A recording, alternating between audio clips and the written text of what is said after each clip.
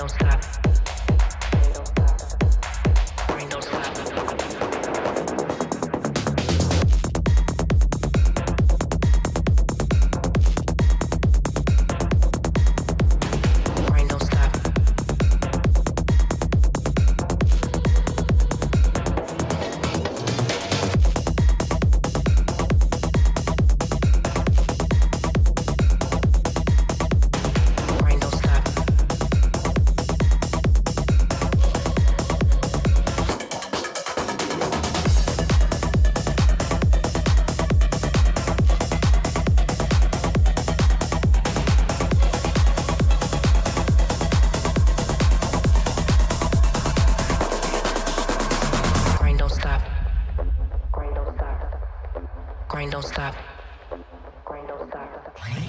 Grind don't stop.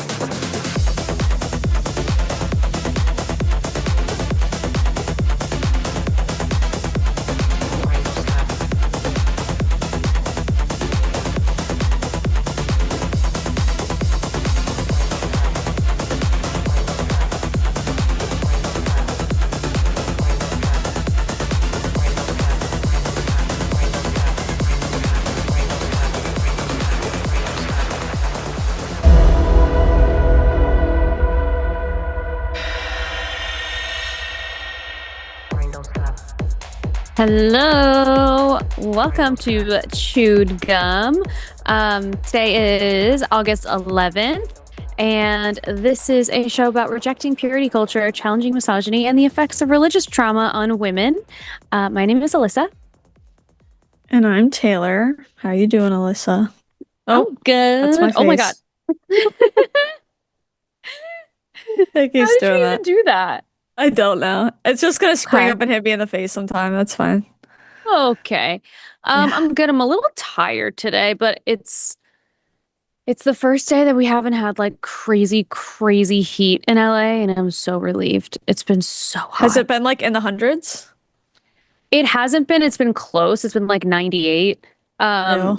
But Disgusting.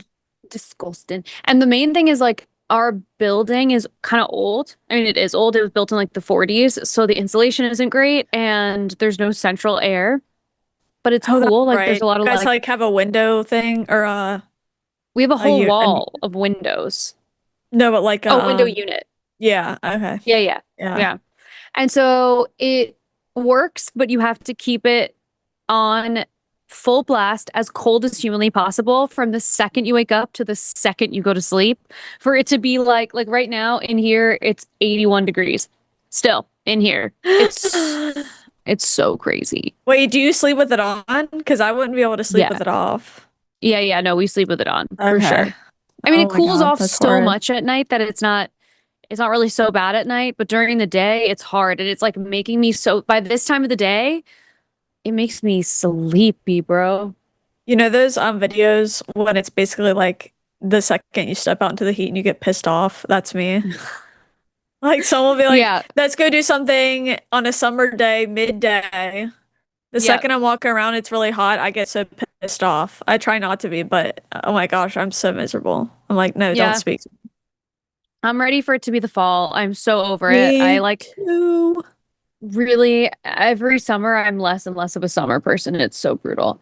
I hate it. Yeah, I like try to make it seem like I like summer for the longest time. And like it's not like I hate it, but I'm just not a summer fan. It's just too Not a hot. summer fan. The heat is just not for me. And I'm already thinking about Halloween. I'm already thinking about fall.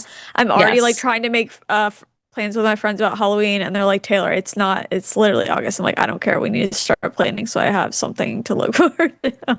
Yes, I Because I know. want this to be over. I already started to put Halloween decorations up, and it feels ridiculous that like it's been the hottest days of the summer and I'm like, pumpkins here, ghosts here, but I need something. I need hope to Yeah. hang on to. No, I should do that because I don't really decorate in September, but like maybe I'll just go and do it now. Listen, not against the law to decorate a little early. Uh, Have you also been keeping up with this Lindsay Clancy case at all? No, my friend was telling me about it, and like today I came across, I don't know if it was like her nurse or what it was, Hmm. speaking on the stand or something, and over 100,000 people were watching it live on whatever I clicked on. I was like, holy shit. Okay, well, do you know why it's starting to like really? I mean, it has been a tragic, tragic case because Yeah. their three children are dead. Isn't it because her But husband's looking sus, or am I her getting that wrong? husband is Okay. no, her husband is looking fucking sus. So the original story was that he went to CVS to get medicine for, and his wife, ex-wife, Lindsay, has been having mental health problems for like months and months and months and months and months, and she's been trying to have like her medicines adjusted, and it's making her like suicidal and having all these like crazy ideations and all this stuff. And so she had been trying to get help and it just wasn't working out. So I mean, not working out is like such a crazy way to put it because it's just so scary. So Hmm. um he while he knew that she was like going through all of this stuff, he went out to CVS and bought like a medicine for one of their kids. And then he went to go pick up food at the grocery store, or not the grocery store, at a restaurant. And then when he came back, he saw Lindsay in the snow, hypothermic essentially. And she said that she wanted to die. And then he said, "Where are the kids?" And she said, "In the basement." So that's the story that we've been told for the past 3 years that she's been incarcerated. And she doesn't remember any of it. Like she cannot recall any of it. So she's been told for 3 years that she did this. Now, as we're starting to put the story together, there's so many things that are inconsistent. First of all, like before this incident, he went on an entire ski trip and left his children with this woman who actively told him that she was worried she was going to unalive them. Why would you do that? Why would you do that? Um, and then Yeah. for this particular day, when they brought her to the hospital, her internal core temperature was 82 degrees. That is extremely, like, that's like, I've seen other nurses on TikTok talking about how like the lowest temperature they've ever seen in a person is like 84, and they were in the snow for hours and hours and hours. So if she had fallen in the time that it took him to go to CVS and go to a restaurant nearby, her internal temperature would not be 82 degrees. It would be much, it would not be so cold. Yeah. So that's one part of it. She has marks on her neck and on her wrists, but they're too superficial to have like caused any major bleeding. And there was someone on TikTok oh, actually, before I get there, on the side of the house, there are these like smudges of blood, but they're like kind of far apart from each other, which is sort of weird. Like it has to be hands, like it has to be arms in some way. Um, so they're thinking that came from her wrists. The other thing is she's now paralyzed from like the waist down because of a spinal injury. And I the did spinal not know that. injury, yeah, so the spinal That's injury crazy. that she has is one your mic is one where it's like basically like compression, like you would have had to like essentially fall on your head to have had that sort of injury. Yeah. The theory now is he's remarried and already has a kid with this new woman.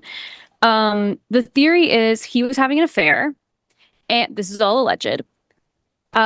He was having an affair. He wanted to get rid of his wife and his kids, and so he went to CVS so that it looked like he had an alibi, but then he went back to the house and basically he unalived the kids.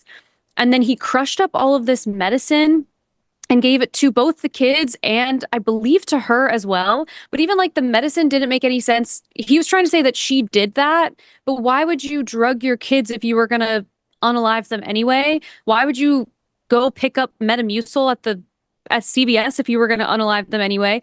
And she also is a nurse, so she would have known like the lethal doses of things, and what was given to them was not lethal.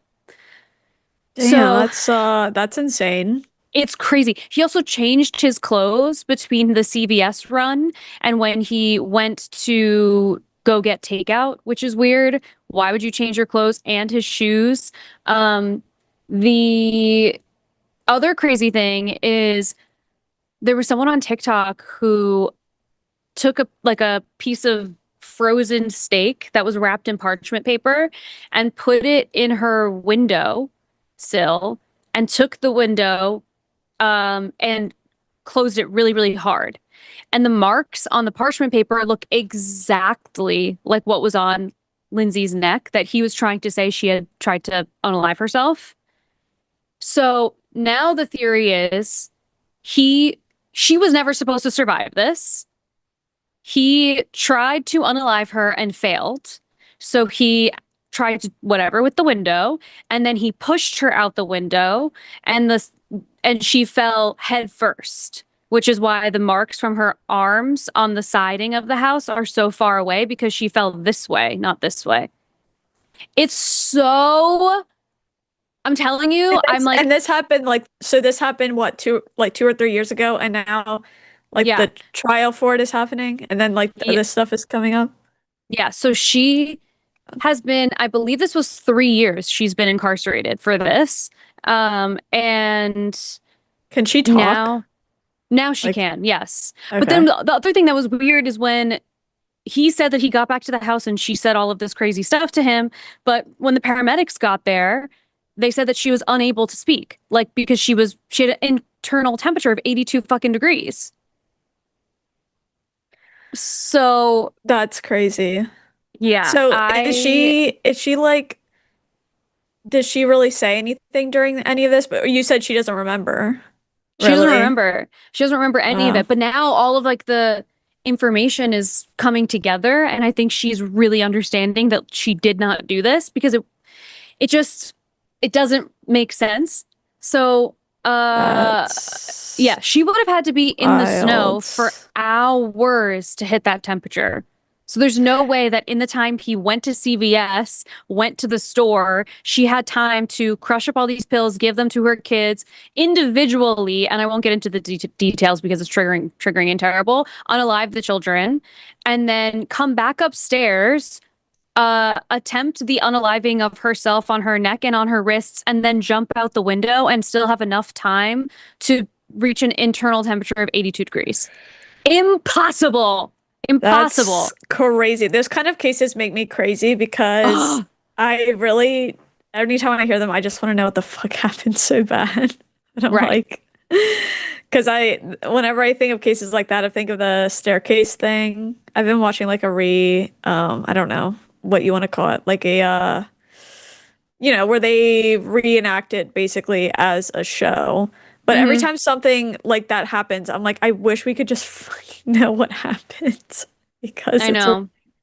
I mean, the really good thing is weird. that I'm glad that the lawyers on Lindsay's side. I mean, on both sides really, because if she did it, then she deserves whatever is coming to her. But I'm glad that it seems like everyone is putting this story together where it Right, they're looks like we're looking at going to have everything. answers. Yeah, like so So what was the do you know what I don't know if you saw it this morning, but do you know what the nurse or her doctor or whatever they were yeah. saying? She or was it her psychiatrist who was Yeah, saying something that like in that. her notes. So in her notes, um she wrote something that was along the lines of like she was she was not hit like it wasn't what the fuck is the term? I can't remember what the term was, but it was like she's not delusional, comma, and then it was like it's some term for like when you're speaking in like a very like agitated way. I didn't fully Okay. understand what she was talking about. I saw that a little bit this morning too. That was from the trial yesterday.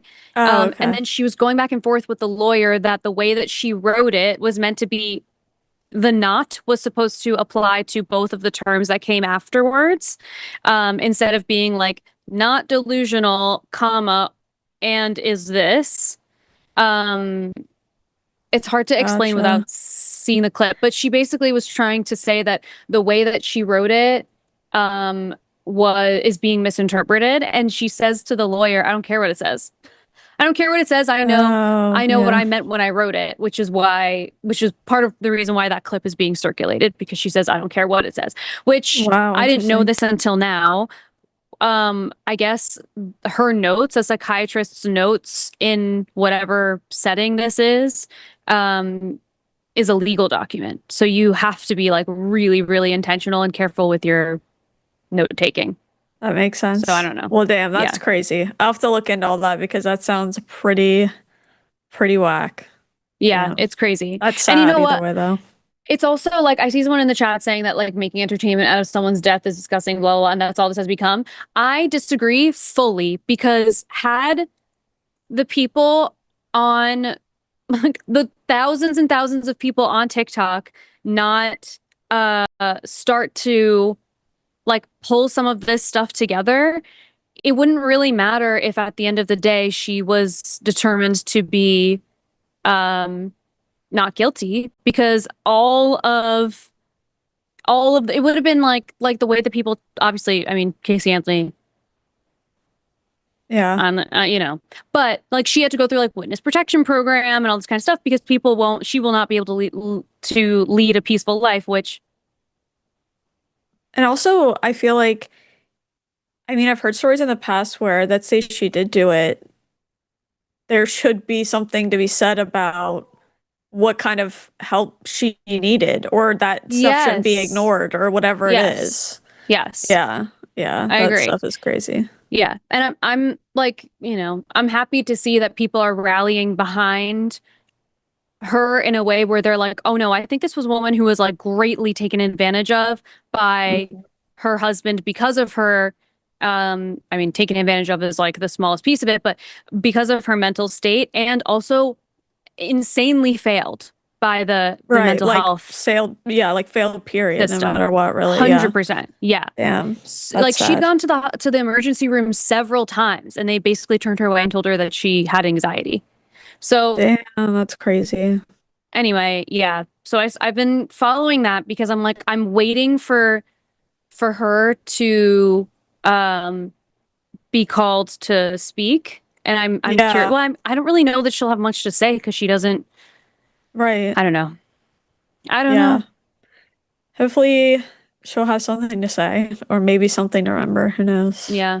It's so crazy. It's so crazy. That is Uh, insane. but yeah, so that's what I've been, that my free time has been that and watching Desperate Housewives. It's funny though, because my one friend, who's a therapist, she's been watching the whole thing pretty closely. And I Yeah. feel like a lot of people have. So that's why I'm like, okay, I need to really look into it. I feel like it'd be Yeah. helpful if there was like a whole compiled thing on it. I'm not sure if there is out there, There but probably is. There probably is. yeah, That would like get we you could look caught that up to up. date with, I Yeah. think we're in like trial day 8 or 9 or something. Mm. Um, but yeah, Well, it's hopefully they get really interesting. answers. Yeah, I hope so too. It's such a crazy, unfortunate situation, but it's crazy to watch it unfold in real time and be like every day there's something Yeah. really crazy that's not lining up. Right. So anyway, Yeah, that's wild. um, well, if you do want to call the show, I'm actually not sure if we have any lines open because people are calling in, but the phone number is 720-619-2288. I've been having a lot of huge fucking assholes in my comments recently. Um, saying that, oh my God, I don't know if you saw this today. Someone commented on a video that I did that was like, you know, the trend that was like 5 expensive things worth the money. Yeah, was this on, did they comment on Instagram or TikTok? I think They I know what commented video. on, yeah, they commented on it on Instagram because I Okay. did 5 sexy things worth the money, and Yeah, I just did see that. and said, I hope you get an STD or something. I was like, what is wrong with Okay. you? Like what? Like literally, And what is literally, wrong like, with you? and on a video that is just not, nothing about it was, and like, okay, I posted way worse things than that. I know, and it's nothing combative at all. Like, okay, yeah. It was What a so weirdo. weird. It was so weird. And then recently I feel like people have been like very mean in comments. Not everyone obviously, but Yeah. I've been getting again like sometimes it quiets down and then it comes back. Yeah, there'll be So like weird like waves of really, really nasty people, and then yeah. yeah. Yeah. Well, and what's most funny to me is like the people who like I made a video about how if every time you touch your partner, it's when you're trying to have sex with them, it's not good for the unless it's something that your partner is actually happy and okay with. For many women, it Right. can like, especially women, because they most likely have the responsive desire type, but that's a whole other thing. But it can make your nervous system sort of like activated, and then every time this person is going to touch you, you feel like you have to be like on guard. And Right. there's so many women in the comments that are agreeing, and there are so Mhm. many men in the comments that are telling me to go fuck myself, literally and also metaphorically. And I'm like, but I'm telling you, I'm giving you the answers as to like what like something that you can do, but you just like literally don't care about your partner. You don't care Yeah. about your wife that Yeah, I you was think about to loves you so say, much. it sounds like they don't give a fuck if their They partner don't. feels uncomfortable, because that's whack. Like they, I guess that means that they're just okay with doing that, or else why would you even be offended at like with it? That's so weird. Right. That's weird. They're like, well, I guess I just can't touch anyone then. Oh my God. You're a fucking That's toddler. That's the worst. That's like if you like someone does something Can't. messed up and you say something like, "Well, I'm just the worst person." I'm like, please. Please, it's so Please. manipulative. And it's like, oh my God. It's truly like world's smallest violin conversation. Like you're such a if you want to be a victim so fucking bad, it's unbelievable. That's facts. That's insufferable. Well, I'm So sorry. I hope they back ridiculous. off soon. I hope they keep coming because they look like fools. Fools with everything that they say. It's so lame That too. and so boring. And my Yeah. favorite thing is now being married, when there was one person who commented and said, "Let me guess, you're single, LOL." And I was like, I'm literally married. People say that to me all the time, and I'm like, even if I were, that would not Even be if an I- insult. You guys are fucking weird. Like, no, it's like, but then they should know that, hypothetically, considering like what our content is, that we would never take that as an insult. Of like being single is not an insult. What's insulting Right. about it?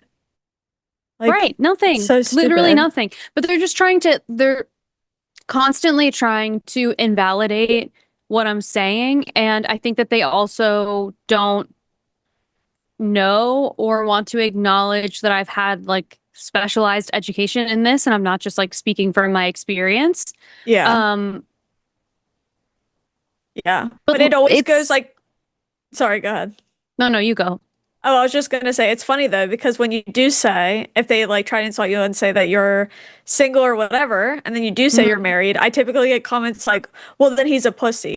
Well, then he's a blah, blah, blah. Or that he's not a real man. It's like, okay, so like, you're just trying to find any way to like be upset. It's so stupid. Truly. It's just it's so ridiculous. Okay, we should start taking calls. I'm Lex ready. is like, you're gonna lose these calls if you don't start picking them up. Okay, so I guess we could start from the top. We have some Yeah, let's do theists it. who called. So we'll start with Chris. Hello, Chris. Hello? Chris, if you can hear us, Are we you can Sorry there, about hear that. you. Yeah, I'm here. Sorry Hello. about that. Yes, I'm here. No Hi. worries. Hi, Hello? how's it going? I'm good. How are you? Good. Well, good. What did you want to talk about today? Okay. So I know this probably isn't like the most exciting topic, but I've called in a few times, and we've had some conversations about what I've noticed with atheists is a lot of times they want to claim that God is immoral and that he's evil.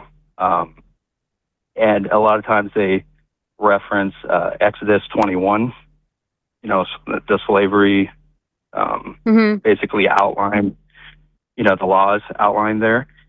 Mm-hmm. And, I'm calling to, just kind of discuss that and just say, how do you guys determine that God is immoral by there just being a list of basically predated texts, because that's really what it is, that's basically being transferred to the Bible. And we kind of have to, define terms here, because a lot of times what you guys claim, like the go-to, is you endorse or advocate slavery. And I think there's a distinction between that and permitting something. Would you guys agree? I guess, but I'd still be not okay with permitting slavery. I say he condones it because condoning means you're allowing something. If you're telling people how to do something, you're allowing it. Okay. So the texts that predate, the biblical, is like I was looking it up. It's like the Hammurabi or something like that. But there's very similar ways that if you look at Exodus 21, it's basically just being transferred from one text to another. But there actually is a little bit of a variation where in the Bible, it says that with the slaves that are being mistreated by their masters, that there has to be consequences. So there's somewhat of like a moral evolution happening there. Okay. So- Does that matter? Oh. So wait, I want to just clarify because you mentioned. I'm just saying, like, but Can all I I'm ask a trying to question get about to, you? my point is, like, go ahead. What I'm trying to say is, like, how does text being transferred basically from something that predates it to the biblical text, how does that validate it? It's basically just like a rehash of information. Yeah, And but it doesn't matter because it was embedded in the the societies that predated the biblical times. And so go ahead. I'll say what I think is so if you're saying that this little passage is lifted from other ancient texts and brought into the Bible, and so why is it now that God is evil because he said it? Am I understanding correctly? Sort of. Well, no. Okay, so my point is the information was already it was embedded within the cultures prior to biblical times. So Okay. if it's just being explained how to operate within what was occurring, it doesn't mean that it's like God's ideal situation. It's just basically, does that make sense?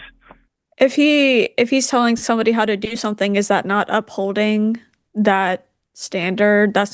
Is that not upholding slavery? Well, the way I look at it is, if it's embedded within societies, it's already it's going to be inevitable.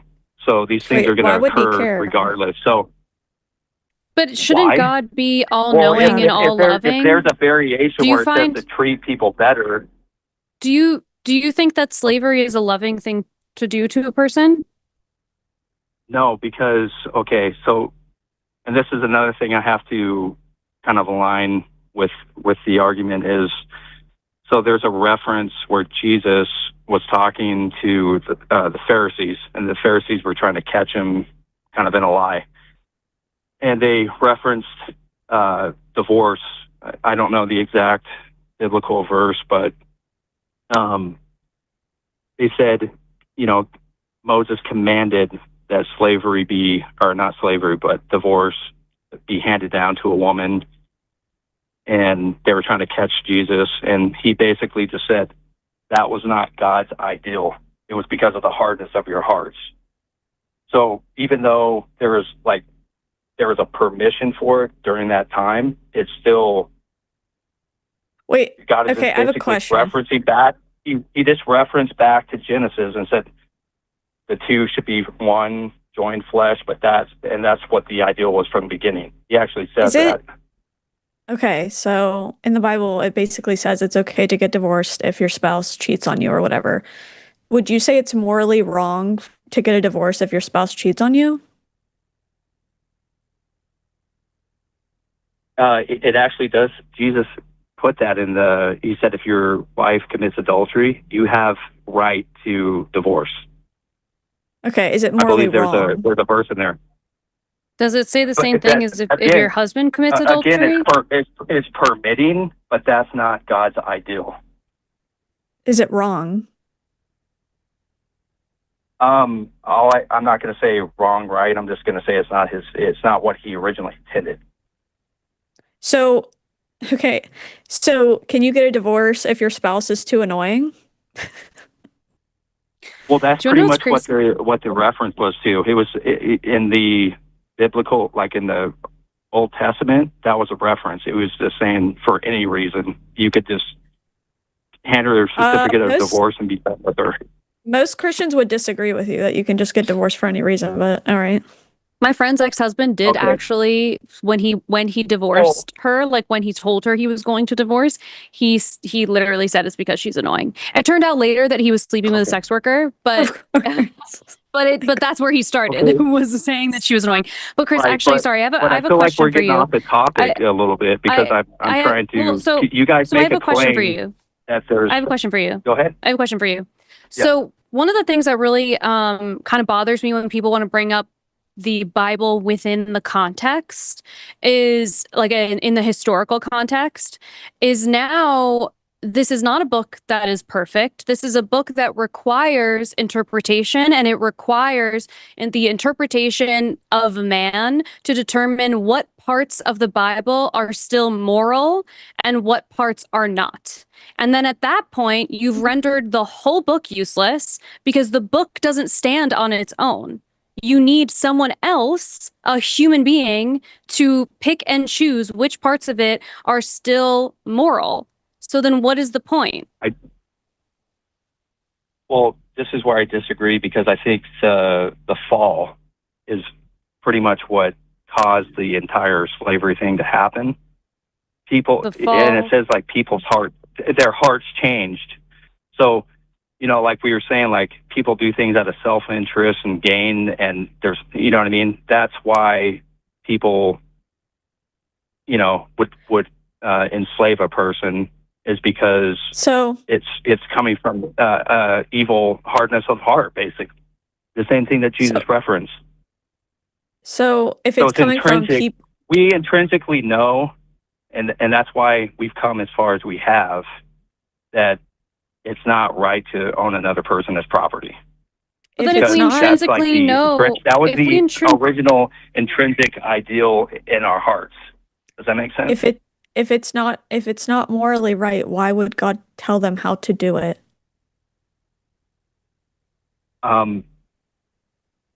It was basically just acting within what was already in the culture. That, I mean, so why does he not care about what the culture is now or any other time? Why did he command anything at all? Why would he ever command anything? Why would he ever command anybody to do something that isn't part of their norm, like worshiping false idols? If that was just the norm back then, why didn't he let them do it?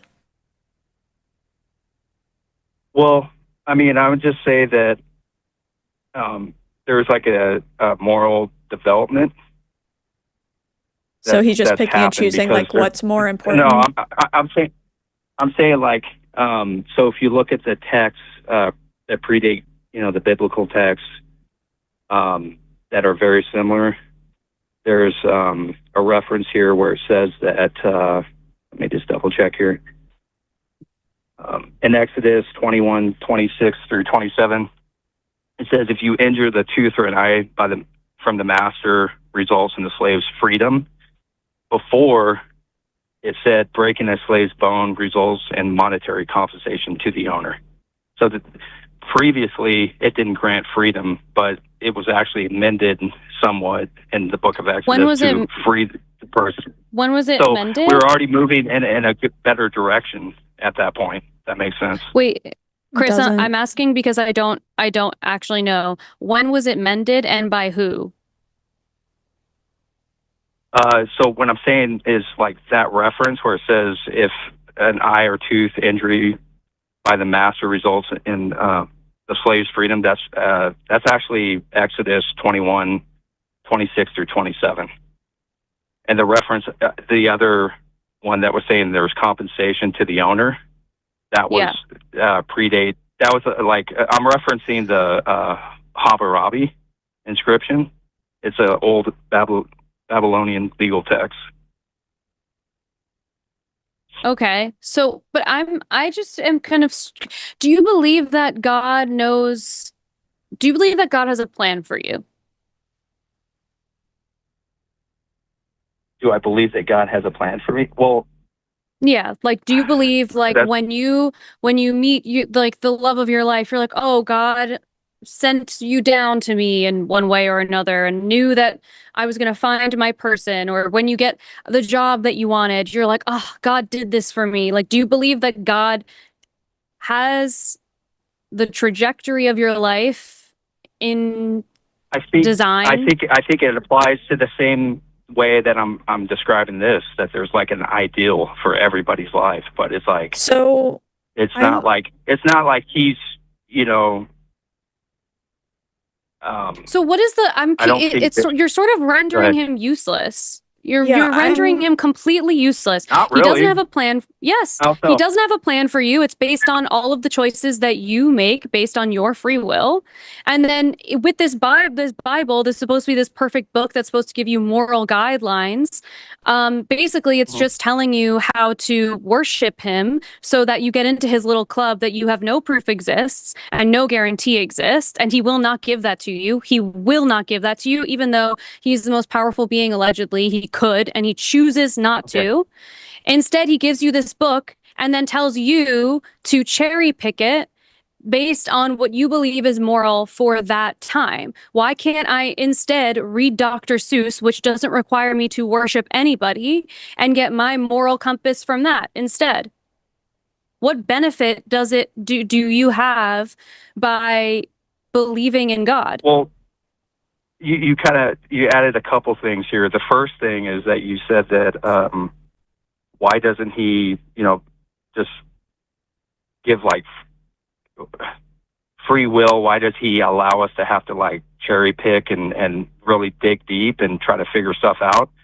I think that anybody would respect a deity that isn't stepping on their toes and is allowing them to investigate and discover things on their own.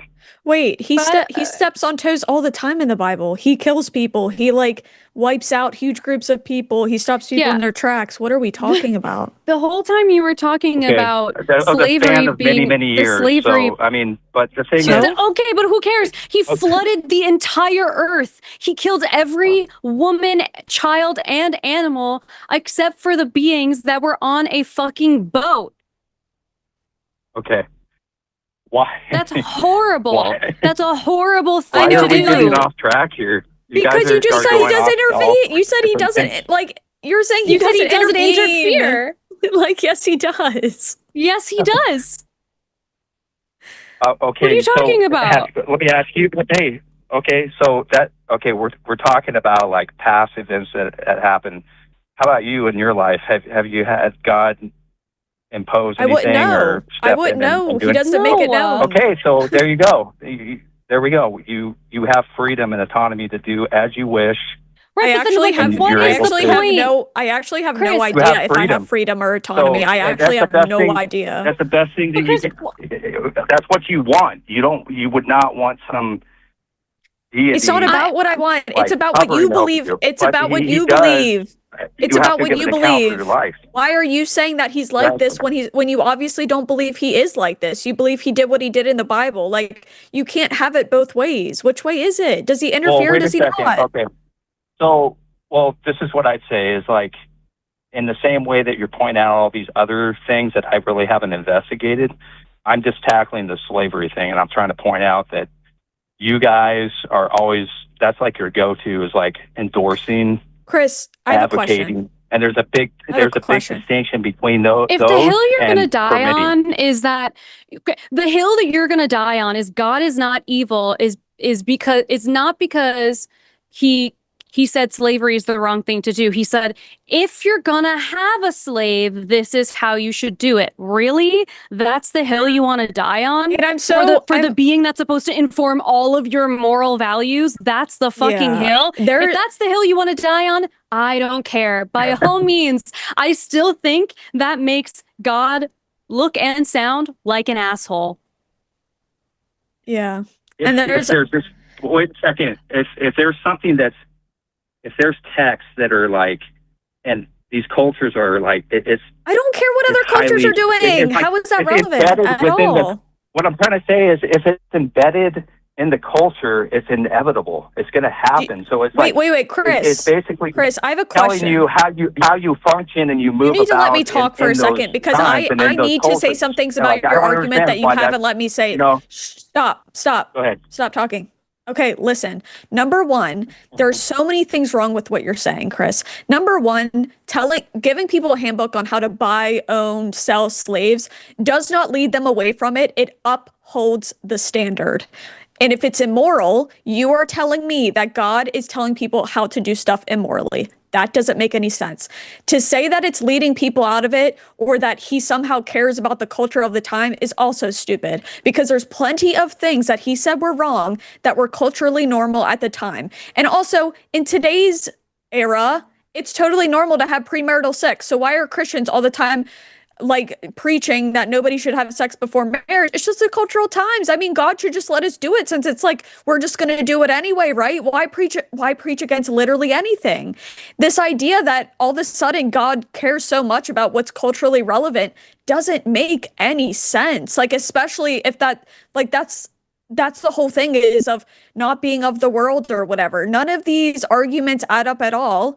At the end of the day, God condoned slavery. He told people how to own, buy, and sell slaves, and that's it. There's really like no argument against it. You can try and twist and turn yourself into all sorts of different directions. It doesn't make sense because we see in other ways that he wasn't willing to put up with stuff that was culturally relevant at the time, like worshiping false idols. He didn't like stuff like that. He didn't like them eating fucking shrimp or shellfish. He didn't like them wearing two pieces of different fabric. Like, it was just so hard for him to say slavery was wrong, which he never says, by the way. He never once says it in the entire Bible that slavery is wrong. But you want us to believe that that isn't upholding a standard. But by definition, he is condoning slavery. And if you think slavery is immoral, he is telling somebody how to do something immoral. It doesn't make sense. Okay. Well, I mean, I already referenced the divorce situation. I feel like that is. What does that have? I feel like it aligns with the slavery. It doesn't. Like it doesn't. he said, and I've heard people use this like, before. I've heard people use it's this embedded before this within divorce the- thing. It doesn't make any it's- sense. It doesn't. Chris, is it morally wrong to get divorced after somebody has cheated on you? Is it morally wrong? Do you think it's morally wrong? to divorce somebody after you've learned that and you have evidence that they've committed adultery. It's not. Yes. Jesus actually says that you're permitted to do that. Okay. So stick with that. But that's do you not think there's ever? But that's not the ideal. Oh my gosh. Answer the question. But do you think it's morally okay to have slaves at any point? Do I think it's morally? Yeah. It's Do you moral think to it's have slaves at any point. Is that what you're saying? right? Yeah, at any point for any reason. Absolutely not. Then the comparison makes zero sense. Okay. Well, look. Okay. The Old Testament, like I just said, it was highly embedded within the culture. Okay, and it's Yeah, just a I just said rehash why of that doesn't matter. predated That text. doesn't matter. So- But you understand that when you do that, but Chris, that doesn't you're just mean that, telling me how you're you're just telling me how I you just gave cherry you a pick. couple. I just And- gave and you the a couple way that we examples of decided- how the treatment of the person under because it was inevitable that it was going to happen. So there was actually amendments that were So why does he tell us happening not to do But anything? it's not. law. It's Why does he also stop us from doing anything? it's also not inevitable. Like this is not. It's not part of the human experience. Like by the core of wasn't? who we are to enslave people. Like, could you imagine how different the trajectory could have been if God said you cannot keep people as slaves? Why couldn't he just say that? Why couldn't he just say that and then stop that entire thing from happening? It'd be And too easy. I also would Okay. like to know, like, what happens when you have this conversation with a black person? Like, if you were to have this conversation with a person who has lineage in their family of having people who were enslaved, you would comfortably have this conversation with them and be like, well, it was just the time, so God didn't care about you until recently. God didn't care about you until recently. Okay, go ahead. God didn't care about you until recently. That's what you would say to them?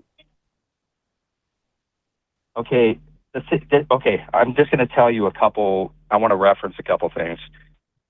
God's ideal, or stated that all people are created in His image. Okay, that makes everybody equal and Except for valuable if in you're a God's eyes. slave. Okay, there was a fall, and then that basically shows that there's a hardness of human heart, and there's going to be wickedness within how people treat each other, and do and that. God's going to and uphold that. That's why And God's a part of that? God was part of the wickedness? God's going to uphold all of it. God is a 'cause part of the wickedness. There's what you're nothing. saying. There's nothing well, else wait a God could minute. have So possibly done that's to help the humanity. slavery situation. He Like, couldn't have possibly done that. He couldn't have possibly wiped people out like he did during the freaking flood. Like, it's just ridiculous to say God couldn't have possibly done anything because of free will, and yet we've seen Him destroy the whole planet. What are we even talking about?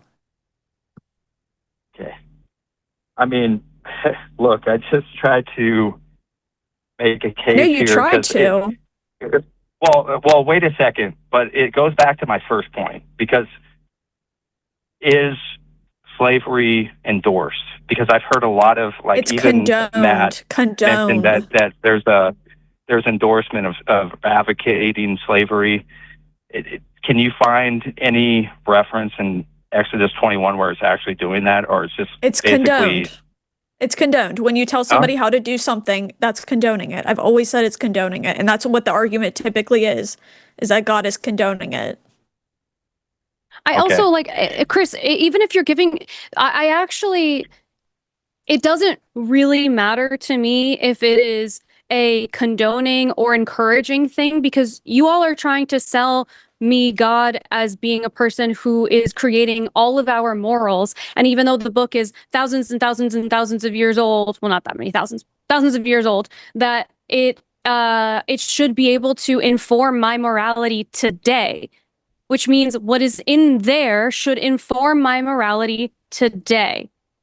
I shouldn't need a human being to cherry pick what is moral and what is not moral. And if I do, the book is useless. The book is useless. Okay. So, see, that's the thing is, like, would you agree that the majority of us today would say that slavery is wrong, obviously, right? Like, the universal consensus is that it's absolutely Yes. wrong, and it's okay. Yes, So, and you know how we got what that there? mean- what You know that- how we got there? Because human beings put their heads together and figured it out. You know how we did not get there? God.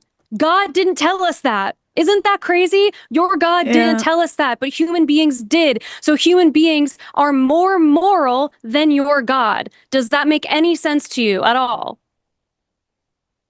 You know what? I disagree with you respectfully. But Why how could you disagree? Chris, That's exactly why- what that's Chris, the facts. Chris, That's why the couldn't- facts. Chris, Those why are the couldn't facts. God, I think it's why couldn't God ever no, say it I'm was wrong? saying I Why couldn't God disrespect- ever say it was I wrong?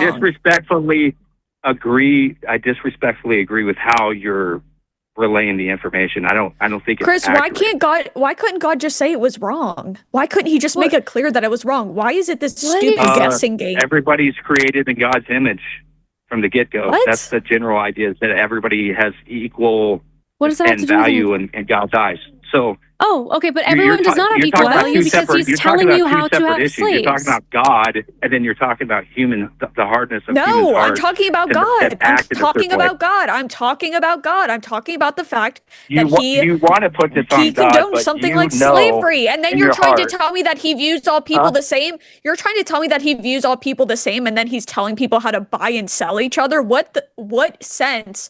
What planet are we on? What sense does that make?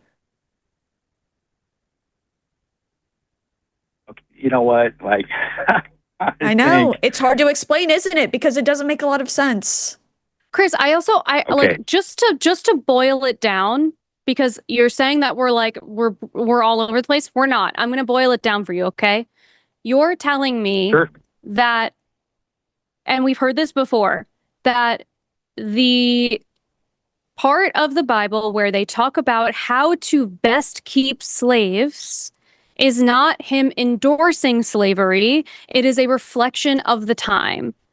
What I'm saying is, if it took human beings to pick apart the Bible and decide what is moral and what is not moral, then the human being is more moral than your God, because slavery was immoral back then and it is immoral now. It has always been immoral.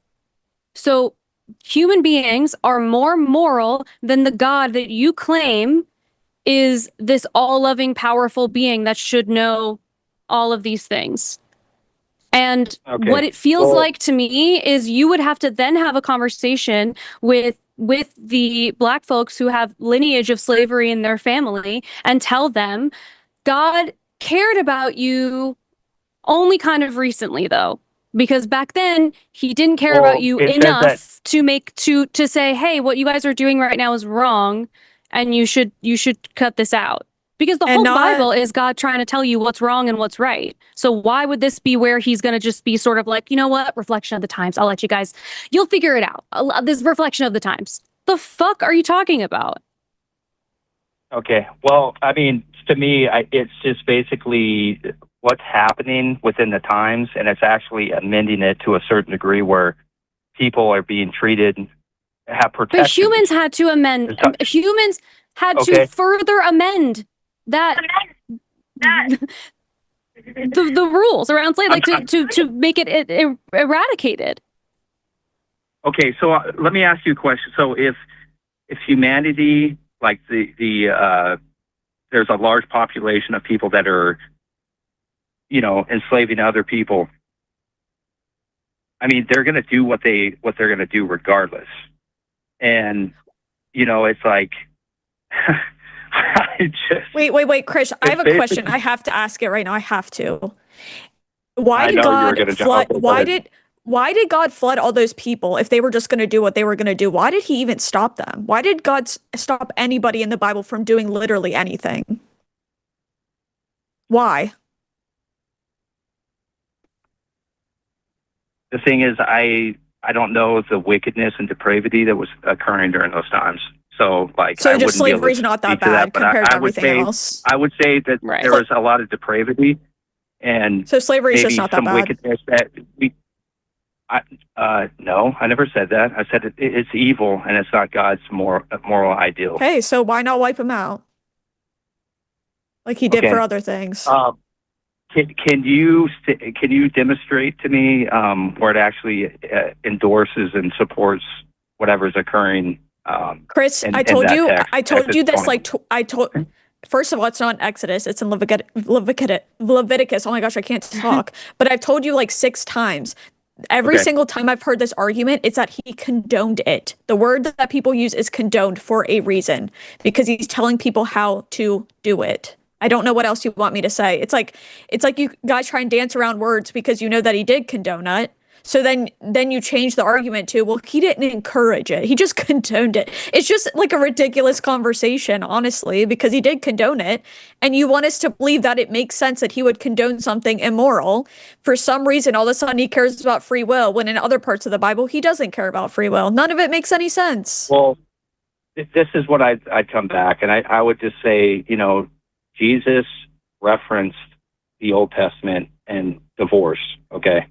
And I know you're going to say, well, hey, I already addressed that, but he specifically said that wasn't God's ideal, and the same would apply to slavery. He also said that it's but not you said God's divorce ideal. is morally okay sometimes. You said divorce is morally okay sometimes, and you said it's not. You said slavery is never okay. So why would God condone it?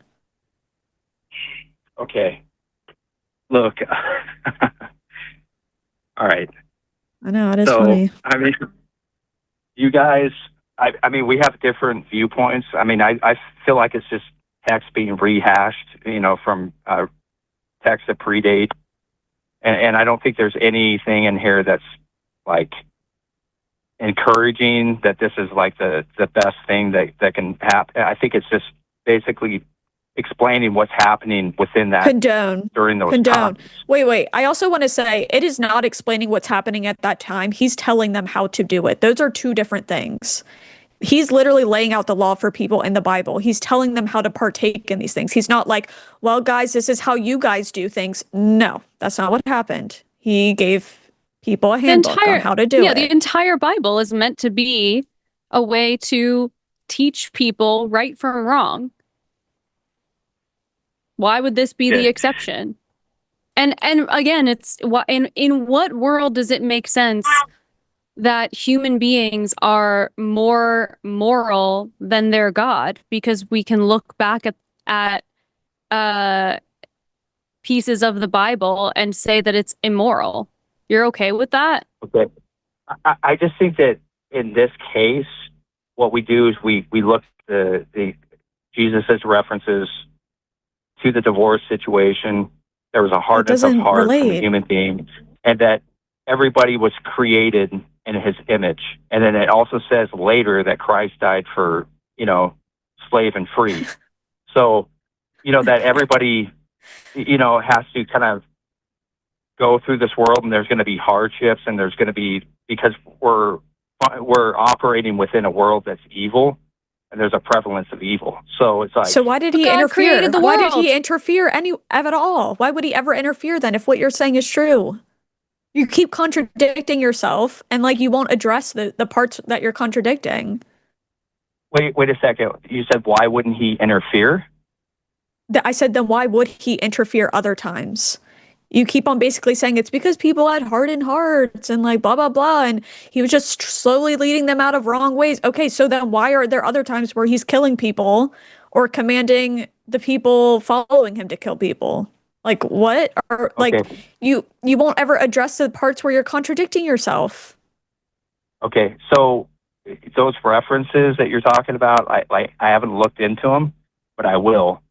And we can talk about that. You definitely should. You definitely should be looking into them before even making. Go ahead. Yeah, of course you don't. But you shouldn't be making this entire argument if you don't know what I'm talking about. Why can't we just stay on topic here? That's all I'm trying to say. Because a huge. We're discussing Chris, slavery. We're not talking about genocide. The whole reason we have to talk about it is because it's a huge chunk of your entire argument. Okay.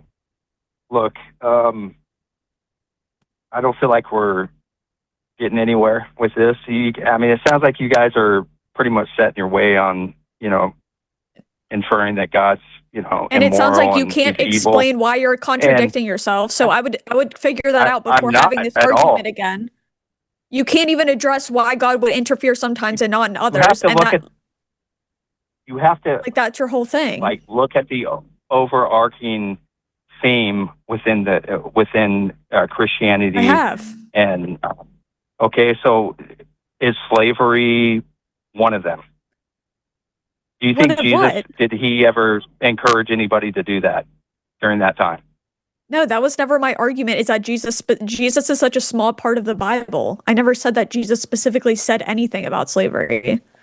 You're moving the Okay. goalposts, which apologists normally do whenever they can't face what we're actually talking about. They move to something else, like, oh, well, did Jesus specifically say something on it You're instead trying to of move the on like Christian the God? Canaanites and the the slaughtering of the Never. Canaanites and all that, and that's a completely separate You're- topic.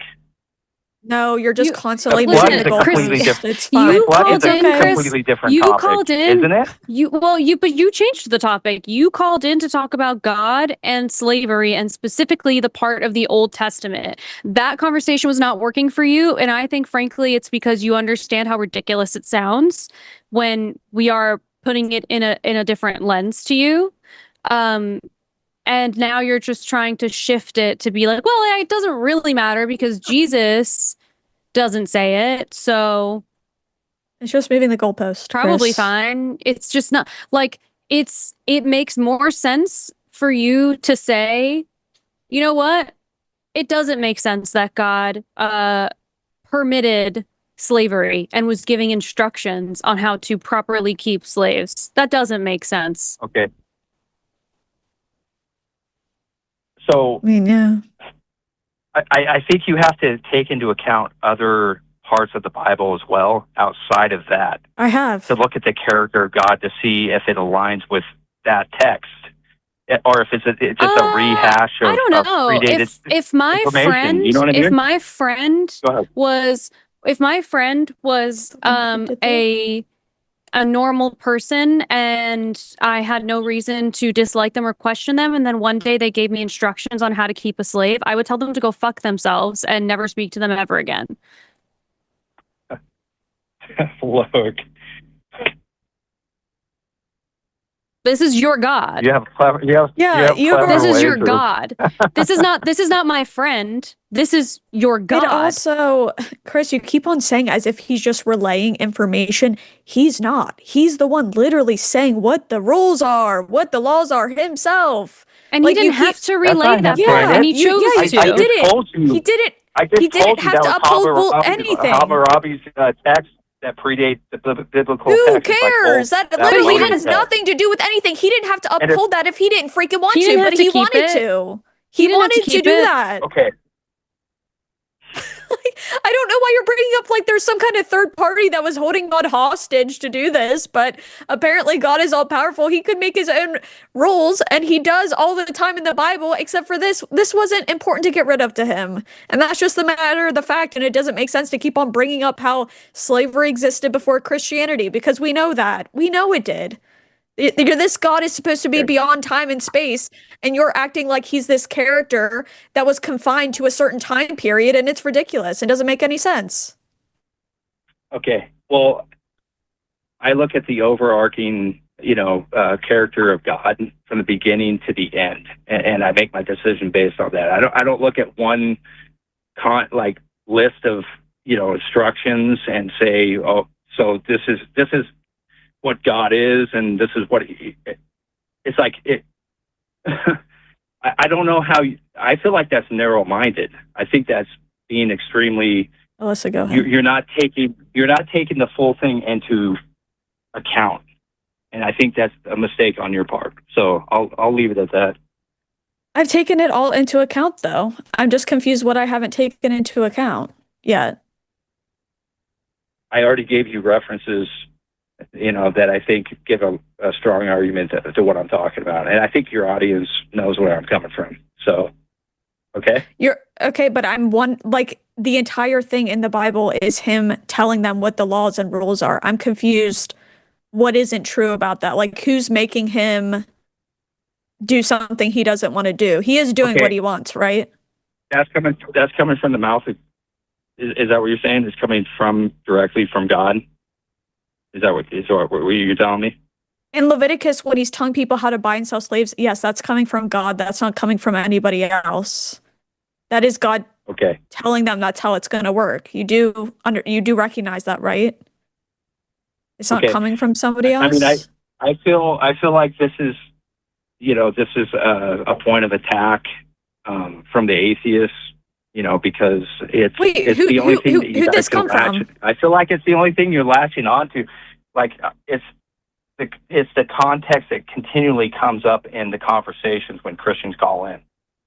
Okay, and I feel like it's like I said, it's extremely narrow-minded. Wait, and Chris, it's you're not you're taking ignoring into account the Chris, entire you're ignoring character of what God. I'm saying. You're ignoring what I'm saying. Do you really think that, like, in Leviticus, when he's talking about buying and selling slaves, who do you think is saying that? Okay, okay. I haven't looked at Leviticus. I'll take a. Are you talking about the foreign slave reference? Is that what you're talking about? Yes. Who do you Okay. think's giving that instruction? I'm just asking. I want a serious answer. Okay, I'm not going to touch on that at the moment. You should know, Chris, but- if you're gonna call somewhere and argue that, you should know this. I Who's gave you talking guys. about I think buying- I gave you guys a reasonable argument. You like, didn't. For where It seems like you haven't even I read the did? Bible. It seems like you haven't even Okay. read the Bible. You don't know the part about foreign slaves, and you don't know who's commanding that. I just. Why are you I arguing just about told something you you that was haven't a read? Or reference you? to the foreign Why are slaves, you right? You arguing? said yes. Yes. Okay, And look. who is commanding Taylor. that? Who is commanding that? Did he hang up? Hello? Oh, okay. I guess he hung up. Well, I'm not sure why you would call in and have it, Chris. Okay, maybe you can do a little bit of reading and then you can come back on and have a conversation, because I'm just not sure why you would call about this specific topic and not actually have read anything about it. That's like a very, very interesting choice to me. And then you get mad at me when I'm asking you if you know what you're talking about. Anyways, that was really weird. Anyways, for those of you who don't know, in Leviticus, I'm sure a lot of you guys do know this, but it talks about buying and selling foreign slaves from around you, and then your children inherit them as property for life. And that whenever people are talking about God condoning slavery, those are the Bible verses people are typically pointing to, because that is God telling people how to buy and sell slaves. And he came on to argue about that specific topic, and somehow he has not read that part of the Bible, which is mind-blowing to me, because that's what people are talking about in the first place. So that is very bizarre to me. Okay. I don't know if I should answer before Alyssa comes back or not, but maybe I will just answer somebody and then she'll join us when she comes back. Let me bring in Leonardo from Mexico.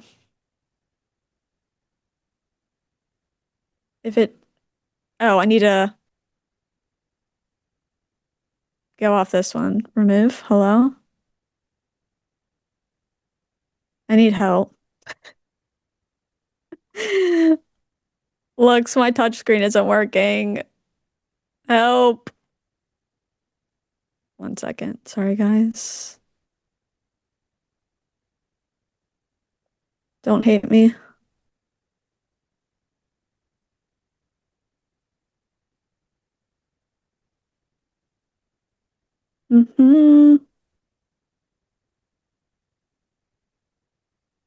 Q.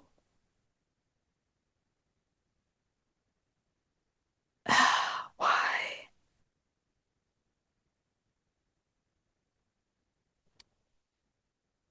Hello. Sorry. Hi. No, it's okay. I was trying to figure this out. So he hung up and I'm trying to like get his call off so I could pick someone else up, but my screen will not let me exit off of his name for some reason. I think it's my screen. Did I just do it? Yes, you did. I don't know why, but this He explains it. hung up? Yeah, I asked him about a Bible verse and I said, who do you think's saying that? And he basically told me he hasn't read it. And then I said, why would you come on here and have this conversation if you haven't read what people are even talking about? And then he got upset and then he hung up. Oh my God. I wasn't even being mean, but I was asking, like, why would you not read that part of the Bible? I said, it seems like you haven't read the Bible. You should do that. But no, that explains it. I was trying to respond to our group chat earlier and I couldn't because nothing on my screen is working. So that's fun. Anyways, I was trying to pick up another caller. That's why I was sitting here awkwardly. Do you know how to take people on and off the screen? Yeah, I do. But anything I'm clicking on, like my screen just isn't, none of the buttons are working. I don't know why, like on my screen, but yeah. Wow. Fun stuff. Okay. Well, that is fun. I told him to call back once he's read about it, but I don't know if he will, like some other time, but I don't know if he will.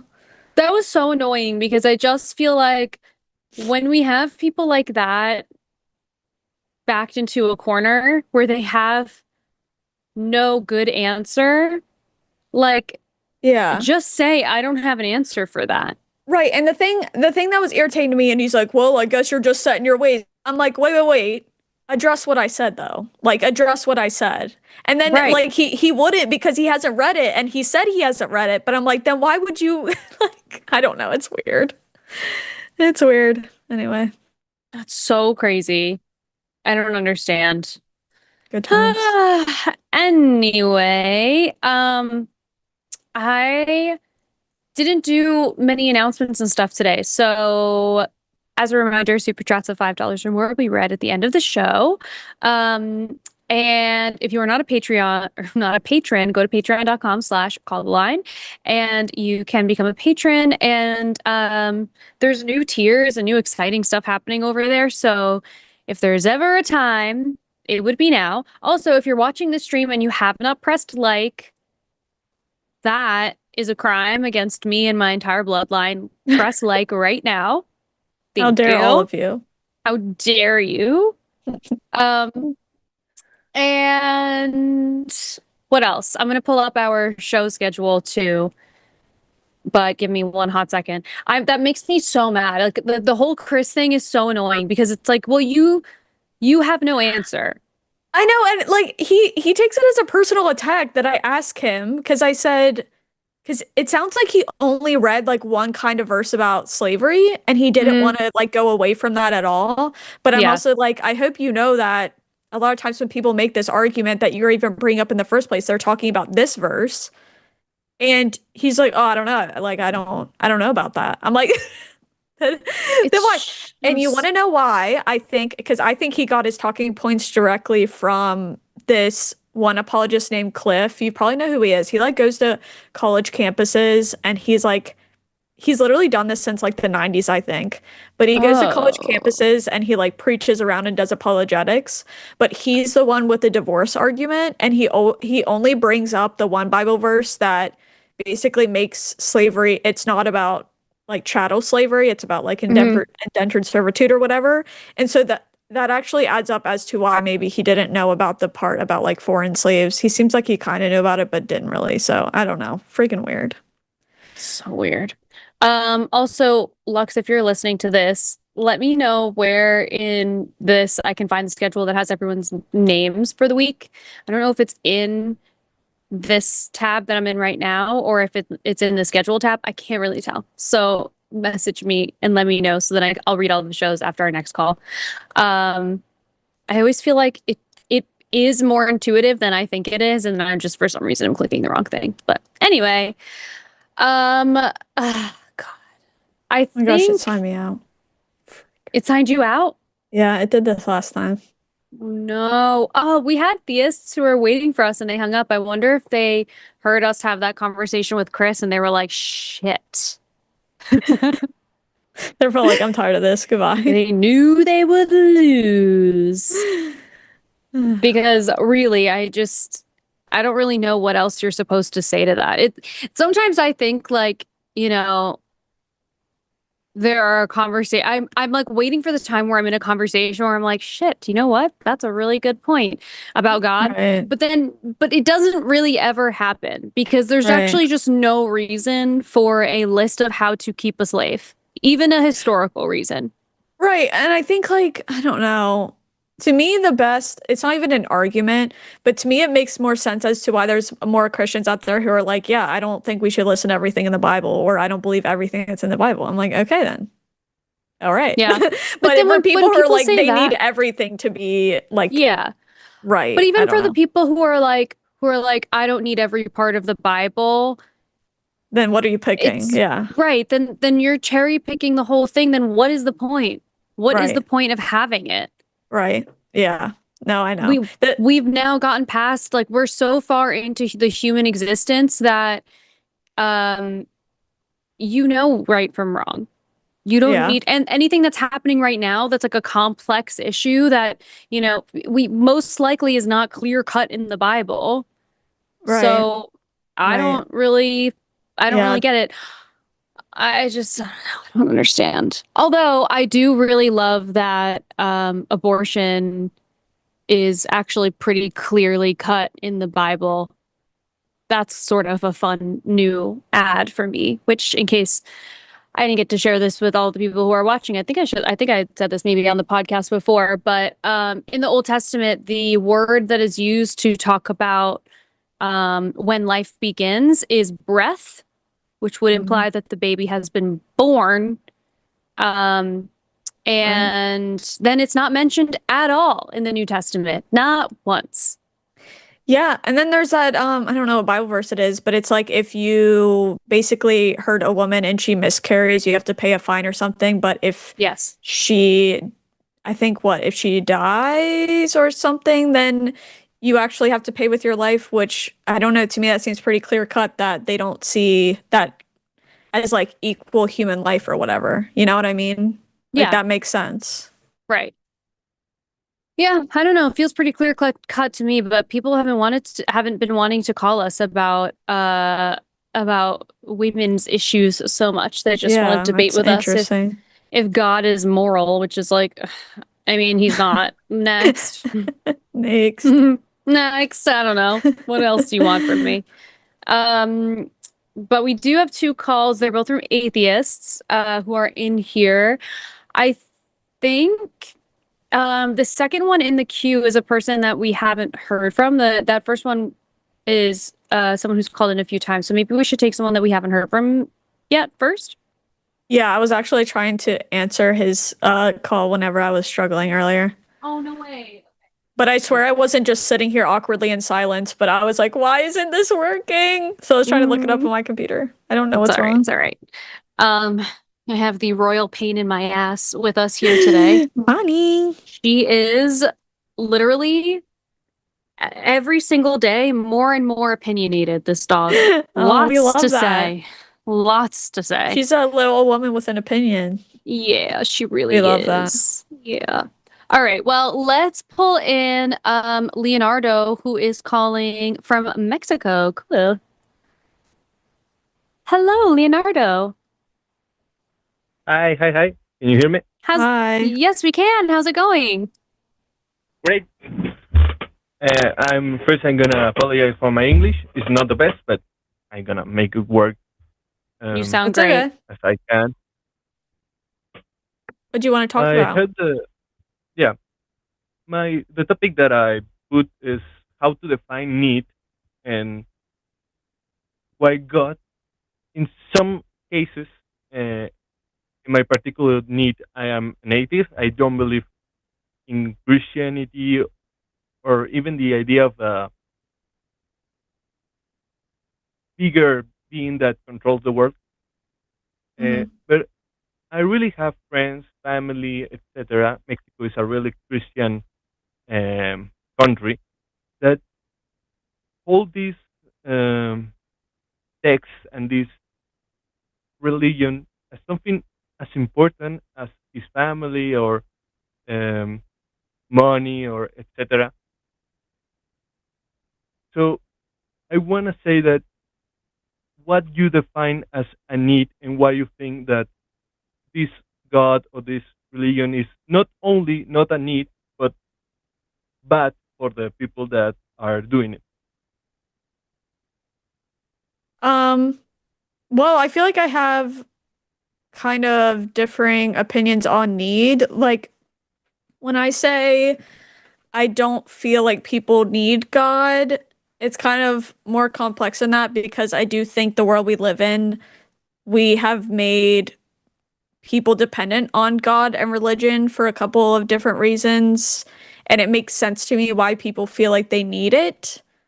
But I feel like what they actually need is things like community and, closeness from other people and support and things like that, and hope, or an idea of something that is beyond themselves, I guess. So I guess what I think they need is not exactly an actual God, but the things that come along with that sometimes, like what you said, like church and community and support and stuff like that. So if, um, for example, a church does all that, is that like a relief? Like it's a good thing, or it doesn't excuse the things that are in the book that I personally think that are very bad things, like the flood Right. and etc. Right. I think it's not black and white. At least to me it isn't black and white. I think it can be good. Like I've seen people have, like in my own life, have really going through a hard time in life and be in a place of need, and people from their church come and help them, and I think that's really good. But then also we have the part of the like church and religion that can cause a lot of harm. I mean, obviously they can cause a lot of harm in what they teach or what they do or how they take advantage of certain people in their church or whatever it might be. So I really think it's a mixed bag, honestly. Yeah, and I think part of it is now the it feels like we've evolved past the need of God. Like I understand actually in 1,000 years ago when you couldn't explain so many things that we can now explain with science, why you would fill in the gap with a mystical being. I understand it, but now it's like, the example that I feel like I use all the time is fire. Like it makes sense to me that 1,000 years ago you'd be like, this is this magical thing, and now we can explain, it's atoms that are moving very quickly and all the combustion and whatever. So I think it had a purpose. It explained things, and it also was able to give people comfort when people pass. And I think it still does that for people today. But it really is, and also it also gives them their moral structure, which, as we just demonstrated with the caller before, is also it's a weird thing to take your moral structure from the Bible, because you still have to do quite a bit of cherry picking to get to the answer that you're looking for, which means it's all human design anyway. So, yeah, I don't know. I see the purpose for why it previously existed, but I think we've evolved past it. Okay, I'm gonna say two things. The first one is I don't like the word evolve, because what you say, what you're saying is like, oh, we created a God so he can explain the world around us, but God and the uh, Christianity and other religions not only are like these magic explanations, but also the stories of the foundations of the cultures that they are in. They Mm-hmm. are important not only because it explains natural phenomena, but also because it explains the morality of that place and time. As the, you say, cherry picking Mm-hmm. happens, is isn't is not like is left in the past, but actually transforms the world now. So that's why I'm thinking that what you're saying is a little mean to the people that are still holding these beliefs, because the world they're living in points at that as the correct answer. Yeah, but I guess I wouldn't know. I wouldn't call it mean, because I don't think people who follow religion are I don't think people who follow religion are bad people or stupid or anything like that. And I don't think their religion, although I understand why they hold it, so close to who they are and their communities and stuff, I don't think it's above critique. I think it's really important to be able to critique those things, because of how much power religion has. I mean, especially like in the United States, religion has a ton of power. And so to me, to me, that outweighs someone being offended because of how it actually impacts our laws and government, which I find to be a big deal. I would never try to insult somebody by saying, you believe this thing because you're dumb or you don't understand or whatever. But I am going to criticize the religion because of how much power it has, how much influence it has, and how much harm it's done. But I study sociology, so the world, like evolution, comes with the negative of that. So they are not evolution. They are not like have gone to the past to the process to get out of the religion. That's really a bad form of explaining what's happening. I would rather say that what is happening is these people need this spiritual connection because in the material world, here and now, it doesn't matter that we know how fire works because I can go to a stranger and explain all the steps to fire, and it doesn't matter. It doesn't change their lives. Mm-hmm. Well, But yeah. faith does. Go ahead. Faith does change the life of the people around. It creates community. It creates Mm-hmm. almost like cult behavior, which is more powerful than just going and explain with science. So I'm confused. Do you not think people should talk about it because people find comfort in it, or? I think the critique has to be made with really precision in what points, on what precise actions this religion made, and not in the whole God thing. I Because guess if it's done in the God thing, it's like a direct attack. I mean, I'm not trying to attack anybody. It's just, like in my day-to-day life, I don't have any interest in deconstructing anybody or telling them that I think their beliefs are wrong, or I would never say that anyone's beliefs are stupid. It's when people call in here where they're looking to debate with us, that's a different thing. But I think I understand the function of religion for people now. People are willing, they're welcome to believe whatever they want to believe, and whatever feels true and authentic to them. I don't and have never had faith in any of those things, and was always more interested in the truth. And I can't find any truth for any of the things that happen in the Bible. But part of that journey is being in a place where we have explanations for things. So I didn't need the leap of faith.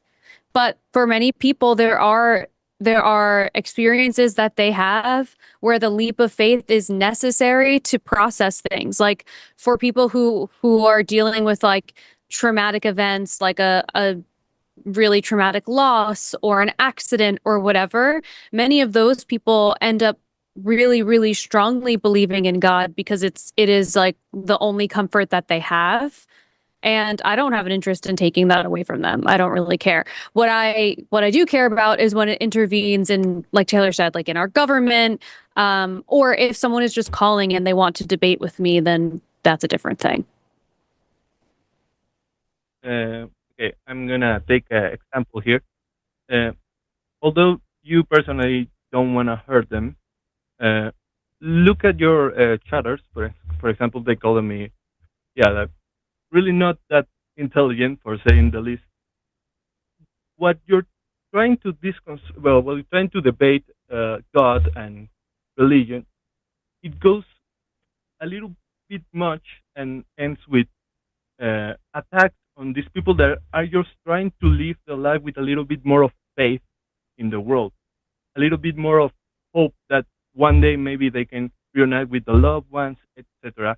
So yeah, that's what I'm trying to explain. That it's Yeah, really what- difficult But I to would define never, a but I would need. never, in my day-to-day life, I would never, ever, like if I, like my whole family is religious, I would never in a million years take away what they're looking for from their religion because it is true to them. But when somebody calls in and they want to pick on a specific thing, like if slavery is condoned in the Bible, then yeah, I can have that conversation and say it is. It is. It is in the Bible. And you can cherry pick and look away from it if you want to because you find other benefits for it. But that doesn't make it less true. So like even when I understand what you're saying, but even when we're having these conversations, these are people who are calling us to have this conversation and they are we're going to respond with things that are true. Like it's not like we're like making up Yeah, that's fair. that slavery is in the Bible, you know? Right. And I would never like if my mom was like trying to process the loss of her mother, I'd be like, well, slavery is in the Bible. I would never do that. Yeah, I'm just confused where are we personally attacking somebody? Where is the personal attack that you're talking about? Just because we're talking Okay. about the topic? No. No, you can talk about it, and I encourage the discussion. But what I'm trying to say is, when you define a need for them, a need that they have, is an attack on their life and on their personal beliefs and the way they are living and the way they are building a community. And that's dangerous. That could be really problematic. What is the attack part? Like I'm confused. Can you be like more specific? It's probably my English that is holding me up, but basically what I'm trying to say is when you define that people don't need religion, they need community, love, respect, Yeah. etc. There, you are removing that necessity that they have because they need it. But we're not It's part of removing their it. life. But We're not removing it. You asked us a question which was, do you think that people need it? And as on the whole, no, I don't think that people need it. There are going to be some people who do benefit greatly from being a part of a religion, and that's not the conversation that we're having. I don't think that human beings in general need religion. There are people who gain comfort from it, and I have no interest in taking that away from them. But if you want to have a conversation about the things that I take issue with it, I will have that conversation. And I never attack ever any person personally. also, I want to say that there are a lot of Christians I know who think that I need God. Like they say that I do need God. And if they're saying it in a genuine way, I don't think that's an attack or honestly even really that offensive if I'm being honest, because I think they actually believe that I need it. Especially if it's coming from somebody who actually knows me and loves me and whatever, thinks it's the best. So I'm just not sure why it's a personal attack in any kind of way. Okay, that's actually a really good point. Uh, yeah. Okay. It's not really meant to be.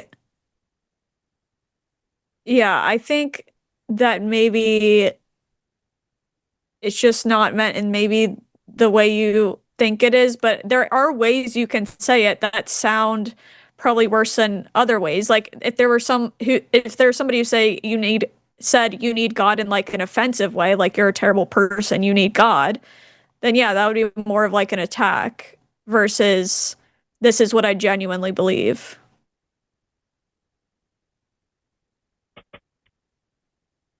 Okay, that's really smart. Yeah, because when you invert the roles, that doesn't work anymore. I was thinking about it, uh, because in class we were discussing about how science uh, like makes everything bland, makes every experience, the experience of the oppressed people, like really bland and without the sentiment that those people are experiencing. I saw these types of debates like the same time you're removing that core part of the experience of being a religious person in order to, I don't want to say impose because it's really not imposing, but change their ways in a way. Mm-hmm. Yeah. No, I mean, I think Alyssa's the same way as me, where, like she said earlier, I don't care if people are theists, really. Like at the end of the day, that doesn't really bother me. I think I more have interest in debating things like morality and, Christian nationalism and things like that that heavily impact people's lives are like my biggest. But like also I don't mind really debating anything in relation to religion at all because I mean that's something that people have done for thousands of years. But yeah, I don't know. Well, Oh. I think that was my argument. Yeah.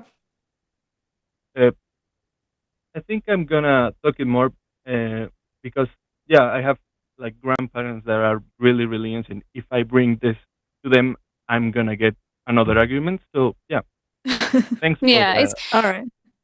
yeah, no problem. thanks for the I call. think it's not. It's always people are welcome to believe whatever they want to believe, and like I said, my parents specifically are religious, and I never really talk to them about this kind of stuff because I don't really think it's my place to do that. Right. We could stay in our lanes and let them believe the things that give them comfort and whatever, you know? Yeah, that's what I was pushing basically. Yeah, yeah. Well, thank you so much for calling, Leonardo. This was a nice little chat. Yeah, thanks for calling. Bye. Bye. Bye. It was cute. That was funny because sometimes it's like I was like, wait, are we on the same side or are we fighting? I can't tell. No, I think he's like more well, like he said it, but like yeah, more on the side of like people need religion in their lives and like I guess we shouldn't be arguing it, but obviously like I think he sees it now from a different perspective. Yeah. But obviously for me, there's like pros and cons to it all. I'm not going to say there's no pros to religion. Obviously, we just talked about that.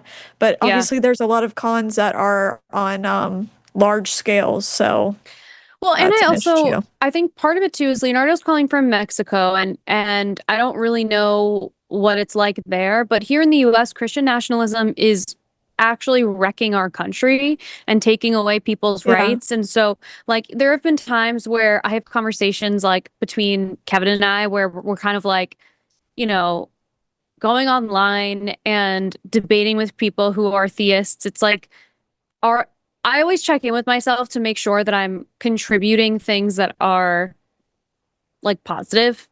Yeah.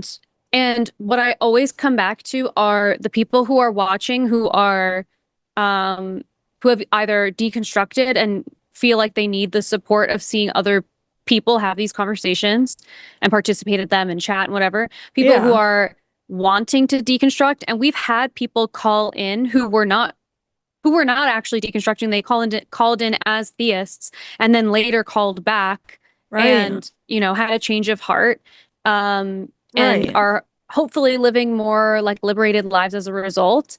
And then it's also to just make sure that we're never normalizing the Christian nationalism that is just fucking Right. everywhere. It's just Right. everywhere. Right. Exactly. And like this is actually something I was looking into more the other day, but I do recognize that some communities or even countries or races,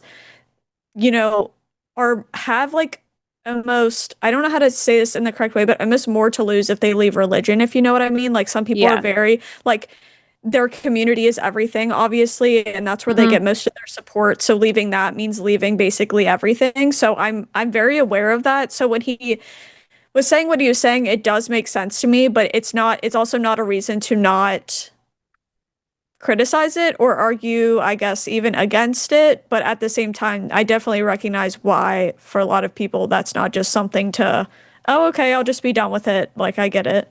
Yeah, I get it. I totally get Yeah. it. Wait, also, there's someone in the chat who's talking about body count and will not call in. Oh my gosh, Coward call in. behavior. Just call Yeah, in. call in. You What the see that heck? we're just actually chilling. we're so nice and so pretty. Talk to Yeah, us. I would look, we're little love to talk to you sweethearts. about body count not mattering. We Yeah, are call sweet, in. sweetie hearts.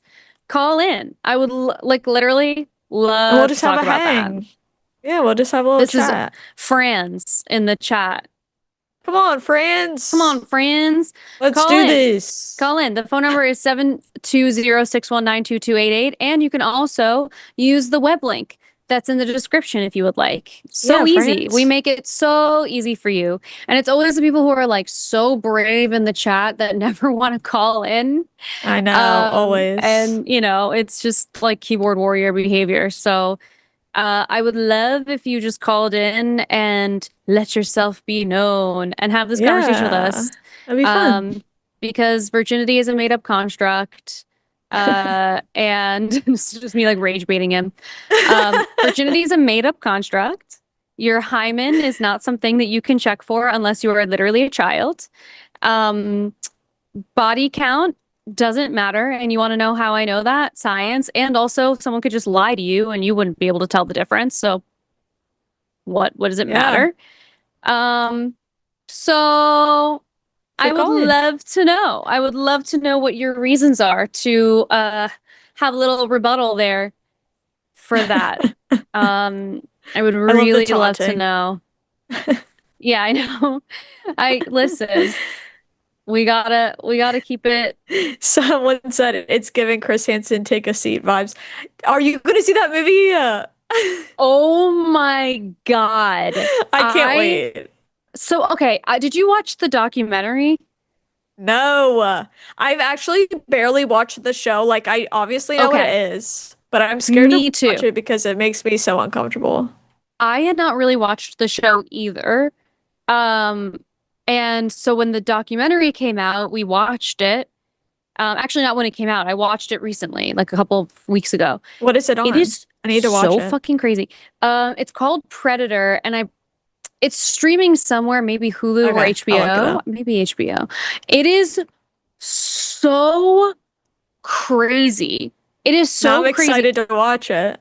I cannot believe they had that on live TV. And like, I also, as I'm watching it, it is a very crazy experience to watch a person's life, like essentially end before your eyes. Right there in that moment, it's rough. Yes. And see them realize like, oh my God, my entire life is over. Yeah. It is so crazy. It's so crazy. But now there's the documentary called Predators, and then I think is the movie called Predator? I'm not sure. I can't remember, but I literally just like saw the trailer for the first time. I was like, damn. Yeah. It's Robert Pattinson, which is so crazy. I love that man. I literally love that man. He's so good. But also, I'll be really interested to see like all of the sides of it, including, you know, doing it for fame and you know, kind of like the negatives and positive. Like it's a very nuanced conversation. Yeah. Well, so it'll be very interesting. In the documentary, you'll see it too, that a lot of the people that they like bust on the show, they when they go to trial, they can't use any of the evidence that they have because it was no way. Not coercion, entrapment. So a lot of these people got like, you know, maybe arrested and then released, and then they couldn't even this wasn't even successful at the end of the day. You just like humiliated them on live TV, which is what, you know, that it does still have value. Right. They should be publicly shamed at a minimum. But in terms of the judicial system, Right. Yeah, I've watched some videos about how it's like why you don't want to try and deal with crime through reality TV. I'm like, well, yeah, when you say it like that, it's common sense. But Yeah, it's just like, yeah, it's very interesting. Can't wait. it is, right? Okay, wait. I think Franz tried to call and then it says dropped. Did you hang up? I think It that was a said, different person. oh, okay. Um, Okay. Of then course, Franz. friends. France hasn't called. Of course. They never fucking do. So lame. Um, Oh, it oh, it might have been the same person, but he just had a terrible connection. oh. Well, Okay, get on some fucking Wi-Fi or something. Oh my God. Um, last thing about predators, and then we can move on. The crazy thing is, and this like literally this doesn't even ruin anything or give anything away because it's so fucking crazy to watch. And it happened like in real life also, obviously. There was a guy that they had caught who was like running in local government somewhere, I know and exactly what you're talking about. he himself, Yes. Isn't that why the show ended? I think, yeah, I think that was the end of it. Like, Yeah. I knew he was like a politician or something, or he was like more yeah, like, popular in his community. Yeah, that's crazy. bad, really scary. Yeah. Yeah. Anyway, I mean, he also was a predator, so Yeah. so There's layers to this shit. there's layers. There's layers. Anyway, I guess Franz is too pussy to call in as usual. Well, remember this, friends. Fucking Friends. ridiculous. I don't know what he's saying. Franz. So annoying. Anyways, we are finishing today in about 45 minutes, and then we're gonna send you off to Jimmy and who's with Jimmy today? No, it's not Jimmy. I think it's It's Jimmy not and Ari. Jimmy. Is it? Okay, it's Jimmy and Ari. Okay.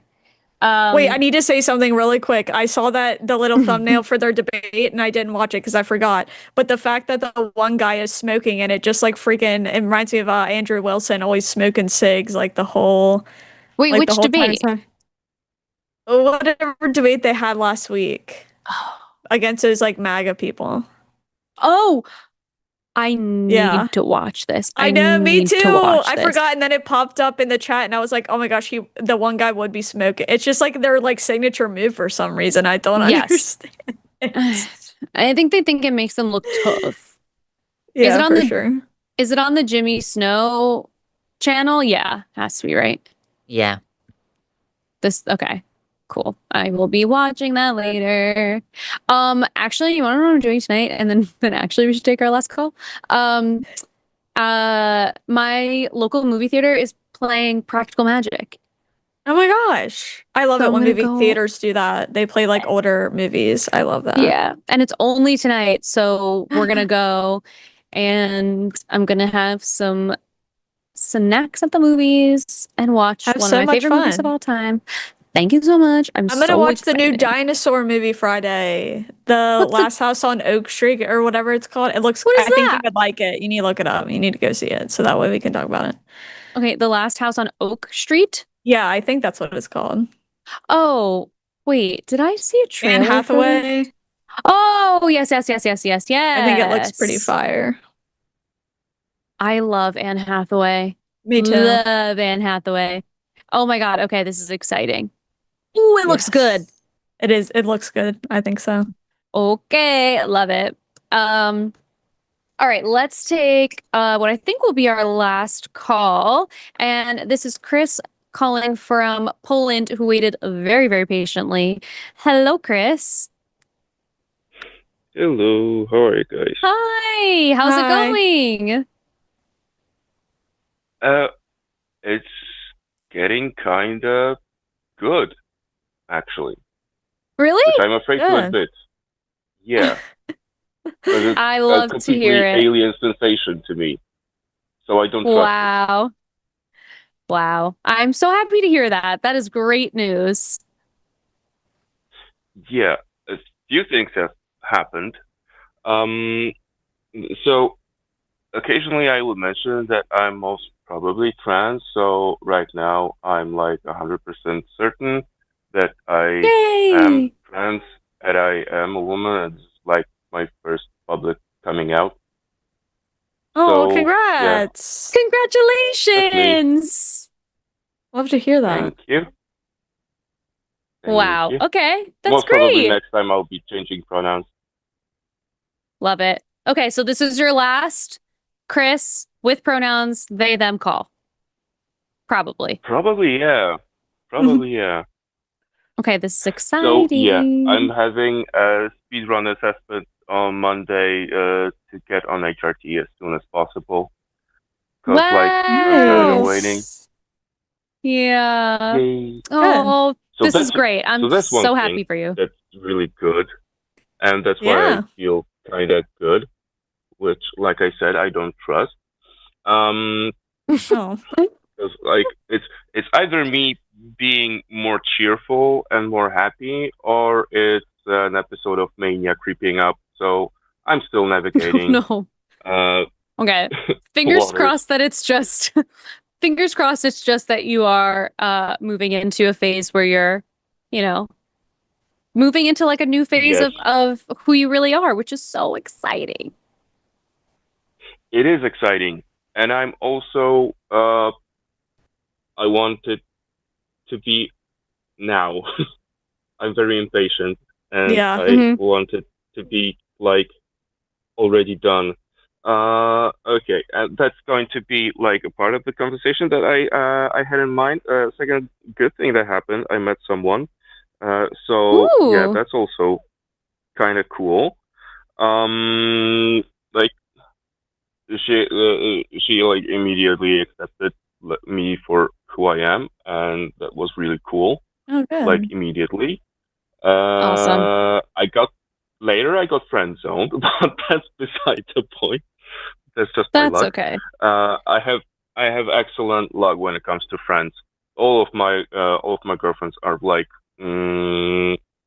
friends who are women. Are like very supportive, which also Good. gives me euphoria actually, hmm because all of them were just like, okay, so now we're calling you she, so, and that's perfectly fine. And the only question I got was, have I chosen a new name yet? Yeah. So, and that was the only question I got. Everyone just accepted it for what it is, and that's Love really that. cool. And that also the uh, the fact that they like affirmed my identity has been such a really relief for me. And my desire to exit the planet has significantly diminished ever since. That's amazing. So Yay. Well, now you absolutely have to stay because you have so much to do. You have so much to do. There's clothes you have to buy. There's makeup that you could potentially try if you want to. You have to pick a new name. Like, this is all exciting stuff. This feels like Christmas. It's like now you have all of these exciting things that you get to do that are like actually fun and affirming. I already have a name, but I don't want to be public with it yet. It's going to take Okay. some time, but I already have Okay. a chosen name. Okay, exciting. I can't wait to buy new clothes. So yeah, that's exciting because I like buying new stuff. I'm actually kind of good at makeup. I Okay, had years of perfect. practice with my Love that. ex-wife. Love it. So those are really exciting things. I started exploring like my sexuality for the first time, like really freely hmm and openly with myself, without some kind of internalized shame, for the first time in my life. Beautiful. So that's also an amazing thing and a completely new experience. And I've signed up for a course on doing like full length documentary films, and I've actually started working Ooh. on my first documentary film, like a full length documentary film that I want to make and go with it to every single festival I can imagine. or find. Oh. And it's going to be on people who have S thoughts. Because that's like really close. I came really close to losing another person, which kinda like was really scary, and it was an impulse for the documentary film. So yeah, I'm a treat, and I'm like doing all these new things that I haven't thought about doing, and it's really exciting. And that's why I'm kind of, Wow. suspicious, because it's Yeah. Well, but I feel like I know that I understand why you are, but I feel like this all makes sense to me. I think that the world really opens up when you're in the right path. Like the possibilities become available to you because you really are like living in the reality that you're supposed to be, which is really exciting. So, and there's so much to look forward to. Like you have all these fun things that you're working on personally, but even just professionally, and you're it's like really taking ownership over yourself and your life in such a cool way. And so hell yeah, of course you're feeling good. This is great. And I think this will be momentum that keeps going because there's so much more for you to like explore and discover now. Um, and I'm sure there'll be lots of ups and downs, but the line community is a great place to be for this kind of thing. And the chat is like so thrilled for you. even my gender envy has kind of subsided a bit, which is Wow. really interesting. I've got like ever since I come to like the full realization that yeah, this is who I am. Everything started to like all the all the things that impacted me in a really hard, difficult way have started to Hmm. subside, and I've started looking forward to stuff for the first time in a very long time. Yeah, and like I'm so jealous of people who already had these things figured out earlier in life or knew who they are. Like the person that I mentioned before that I've Hmm. met, who's really cool. I really like her. So two things that I wanted to talk about. One, I'm demisexual, but I'm like very so much more attracted to women. Like, Hmm. or maybe I'm not demisexual. It's still difficult for me to navigate these things. But like when I meet someone or when I see someone, I can say, yeah, I'm attracted to her. But once we start talking and there's this connection, I'm like, shit, marry me. And like, and that's the thing. That's something I have a difficulty navigating because Hmm. the connection is there and my feelings are also there. I'm starting to feel stuff, and the connection on an emotional, intellectual level, and the thing that we bonded over is not going to go away. But the Right. feelings part are, well, it's going to be painful and difficult to like do something about this, especially that the connection will be there, will just be there. Hmm. So that's something I don't know how to handle. I mean, it will subside with time, Hmm. but I'm wondering if there are any tips that you could give so that the process is as least painful as possible, Well, because it's always been painful in the past. Yeah, yeah. And I think you're dealing with like some form of rejection that'll always be kind of painful, but uh the thing I always tell myself personally in these situations is I don't want to be with anyone who doesn't want to be with me, like romantically. So if this is a person who is not open to being with you romantically, then why would you want to be with them romantically? I know it's a lot more complicated than that, but that's sort of like the things that I tell myself. Uh like that would be something that I would tell myself in those times. But I also think if these women want to be your friend, but it feels too like ouchy right away, it's okay to give it time. It's okay to say, I would love to be your friend. I need like a couple of weeks to just readjust to what our relationship to each other is now.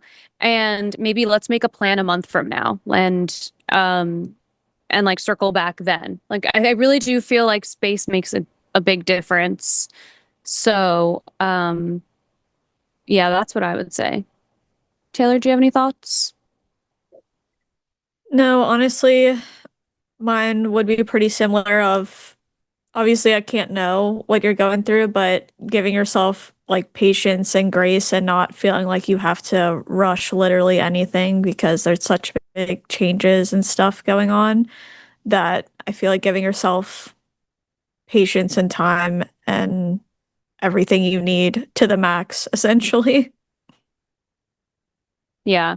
And I think also you're in like a cool part of your journey where you're doing a lot of self-discovery and evolution. And so the focus of your time and your energy will shift naturally, I think, a little bit because it's going to be important that you're community building, and some part of that might be like dating. But I also think a big focus should be on just community building in general and a little less on specifically dating. And that might also help. Like I asked in the chat if anyone had any advice for you that they wanted to share.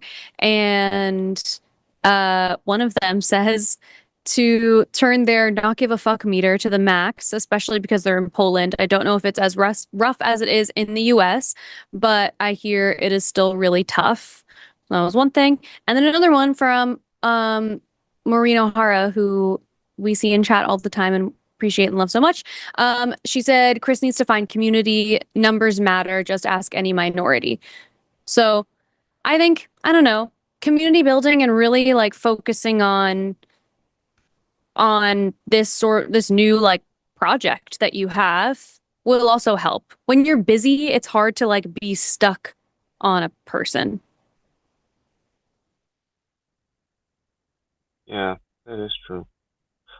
For reasons I don't feel privy to disclose, the space thing is not really an option. But yeah, okay. I guess I'll manage somehow. The advice is top notch, especially that I didn't have anything on my mind that would help me apart from patience. But well, yeah.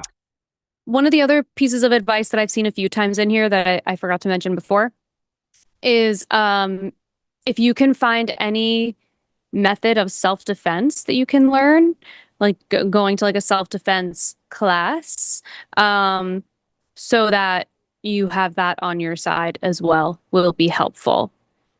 But yeah, so that's also important. I'm trying to see if there's anything else. I feel like there was. I don't know. But yeah, I think you're gonna be great. I think all of the things that you've been sort of working through in the past, however many months that we've been chatting with you, I feel like it's probably been close to like a year or something like that. It's been a long time that we've like been in contact with each other, and I feel like this accepting this part of you is gonna just change so much of your perception of all of this. And And people are also Um, mentioning calling TACIS too. I want to throw that Yeah, in there. of course. Yeah, call TACIS. Yeah, which is on Thursday. I tried calling TACIS a few times, but each time, since I'm an ally, I get Oh, bumped Yeah. out of the queue. well, Keep I trying. think keep trying, but also being in the chat for TACIS is also probably helpful because they'll also have probably some more support in there as well, or like advice that is from personal experience where like Taylor and I don't have personal experience in, but yeah, I'm really excited for you. This is a big moment, and the dating stuff it'll work itself out. Like it will, and I'm so like I'm not worried about you in that way. It'll work itself out. I think that there's like a way that um when people are comfortable with themselves and have really found themselves, they carry themselves in such a beautiful way, and like it'll make you magnetic, which is exciting. And yeah, I'm excited for you. But I want to have my big lesbian romance now. Yeah. You'll get there. I know. You will. You'll definitely get come. there. Yeah. Especially now because like you're gonna be approaching this as a new person, like you with a new name and new pronouns and a new presentation. Like it's gonna be such a refresh on your whole dating experience. So that'll be really fun and exciting. Of course it will. It will. It'll It's be going to great. be the first time that I'm going to be like me. Yeah, exactly. exactly. Do you have an idea of like what kind of clothes you want to get? Like what's the vibe? What's the look? Oh, that will depend on my mood. That Okay. will That's that a will good call. depend.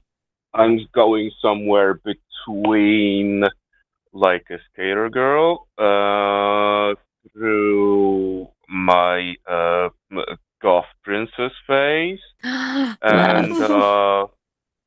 for my I'm going to throw a huge reveal party after my transition and Ooh, everything. And I already that's fun. Yay! have a vision of navy blue three-piece suit and everything, Oh, I love it. and red sneakers to it. I have everything figured out. I have already like a full wardrobe of clothes.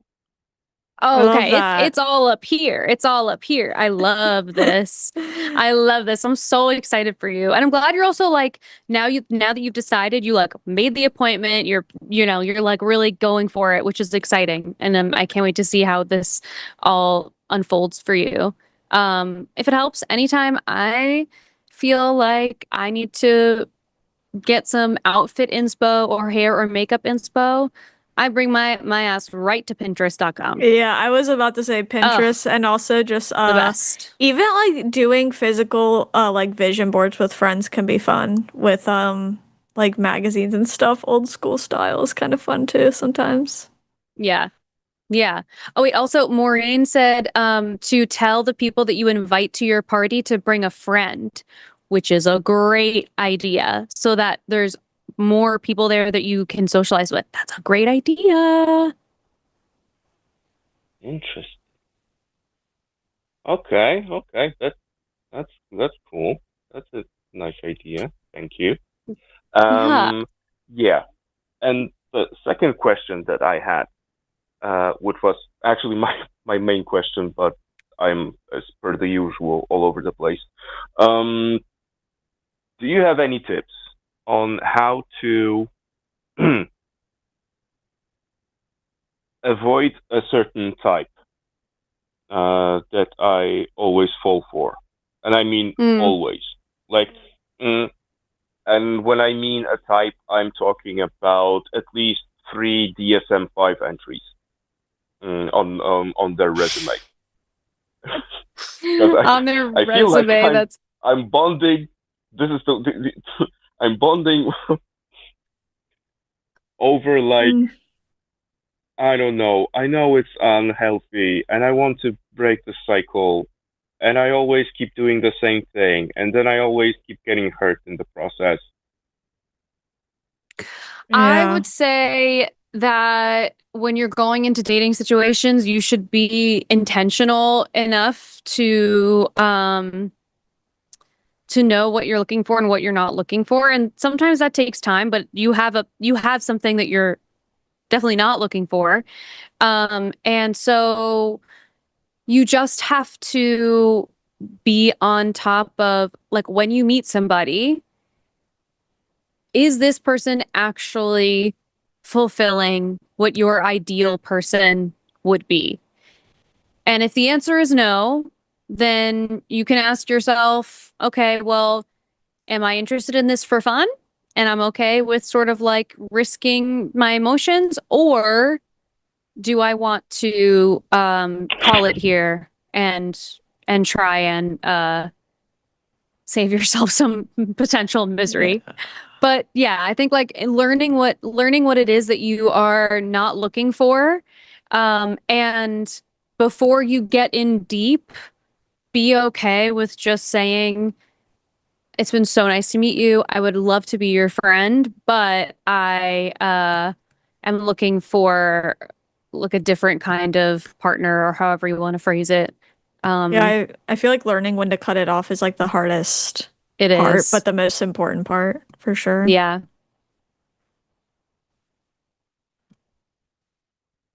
Interesting. Yeah. So instead of I being think even the friend zonee, being the friend zoner. Yeah, exactly. Well, yeah, you're interviewing your dates just as much as they are interviewing you. Like, you can't go into all of your dating situations think like with the feeling of, God, I hope they like me. It's like, well, yeah, I hope they like you, but also you Do should I like them? it's equally important that you like them. Yeah. The thing is, the people that I like the most are the ones that are like most hurt, and I don't know whether it's like a maladaptive something process in me, or is it me just really caring about people that have been hurt in the past? Well, caring about those people, you can still care about those people, but you don't need to date them. And I think it's also, now that you're not with anyone, it's a perfect time to make a literal list of what you're looking for and what you're not looking for. And um and then when you meet somebody, for most of my major relationships, I have made a pro con list at some point when I was like getting ready to break up with them. And you know what? If I was making a pro con list, that was my answer. Yeah, I was That about was to. that was the answer. I was about to It's say, like, is that the sign? Period. yeah, that's the sign. But keeping a list of what I was looking for really, really helps. Because then you can say, like, okay, this person is really cute and really nice. However, I know that I'm looking for a person with this, this, and this, and they just don't, they're not, they're not that person. They're not your person. And that's okay.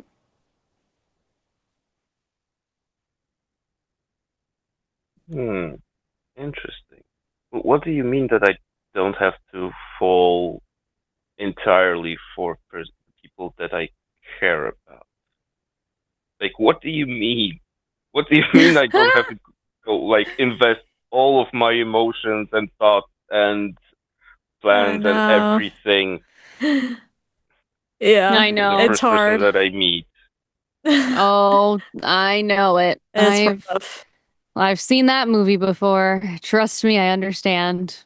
I understand. But I also think part of it is like now it I feel like it doesn't feel like these things are connected to you, but they feel very connected to me, that now that you have determined that you are trans and that this is a um transition that you're pursuing, I think that you'll see life and relationships in a new lens, and this is an opportunity for you to like rewrite what that experience is for you. And yeah, sometimes I think it even is kind of like fake it till you make it. Like, even if you don't think that you can find someone who is like, I don't want to say better because that's not really what I mean, but find someone who is like more suited for you, you have to fake it till you make it. And you'll find someone who is actually a good fit for you.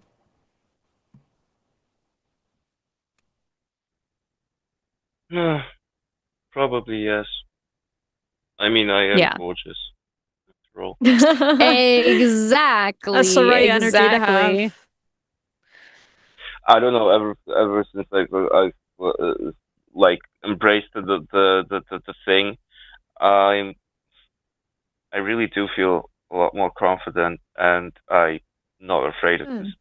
say these things out loud. And, Good. like, everything Yes. is becoming so interesting. Yeah. That's good. Yeah. I really feel like these things are going to be related for you, and you're going to have a really interesting new experience with dating. How could you not? You're going back out there in a completely different context. Yeah. But we are sorry, I got tagged in the Wrapping chat up. and I got distracted. Yeah, but we're gonna wrap up because we have to get to our super chats before we send everyone off to Jimmy's show. But Chris, I cannot tell you how happy we are for you. Proud of you. And we're so proud of you. And one day you'll have to call back with your new name whenever it is like public knowledge, and keep us updated on your whole process. I will. I also have to say that, like, you've been a huge part of the process, so thank you. Chris. I'm hugging you virtually. Aw, thank you. I really needed that. Oh. Yeah, one last thing. If you're, I don't know if in LA it will be visible, but the closer you are to the East Coast, there's the grand finale of the Perseid meteor shower tonight. So closer you are to the East Coast, go to a place that has the least light pollution, and just go do some stargazing. It's an annual thing, I know, but yeah, tonight's Wow. the night. Still beautiful. Still beautiful. When they're going to be the most visible, most of them. So yeah, go make That's a really wish. cool. Beautiful. Thank you Aw. so much, Chris. Thank you so much. And again, we're so happy for you. And you'll have to keep us updated on all of the things, okay? Oh, don't worry. I'll think of something to call in with. All right. Well, then we'll talk to you very soon. Have a good rest of your night. Have a good night. Thank you. Have a good night. Bye. Bye. Oh, wow. That is so exciting. I didn't So know exciting. about this event. This what did they say it was? Meteor A shower or meteor something? shower? That's wild. It's I the always wanted to watch one. Perseids meteor shower. Oh, I've never watched one of cool. those, but I wanted to. So Having a senior dog, it's like, why is she limping? Randomly now she's just limping. It feels like she's it's like, faking am I it. about to spend like $1 million and I'm scared? No, And yeah, literally. For what? Yeah. For attention, Poor probably. Bonnie. Anyway, I can start. I see my name. Yeah, go for it. $5 from Joshua Everett. Hi Taylor, how much time and thought did you put choosing your creator name? Was there any point where you were a heretical? Oh my god. Heretical skeptic. I cannot talk. You guys know me. I literally put zero thought in it. That's why I hate it so much. But I literally just didn't want to use my name for the longest time, and it's the most generic name ever, and I hate it. So, puppy. Wait, which one's this puppy again? This is Astro. Astro. That's right. That's right. He's my young man. So, is that your? Yes. Has that always been your dog, or is that Kevin's dog? No, this has always been mine. Both of them are mine. And Kevin has begrudgingly become their father. He's not the stepdad, he's the dad who stepped up. No, literally. Oh.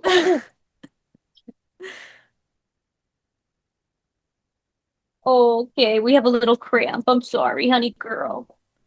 Okay. Sorry. No, Okay, you're so Mama? fine. Okay. Sweet baby. Okay. All right.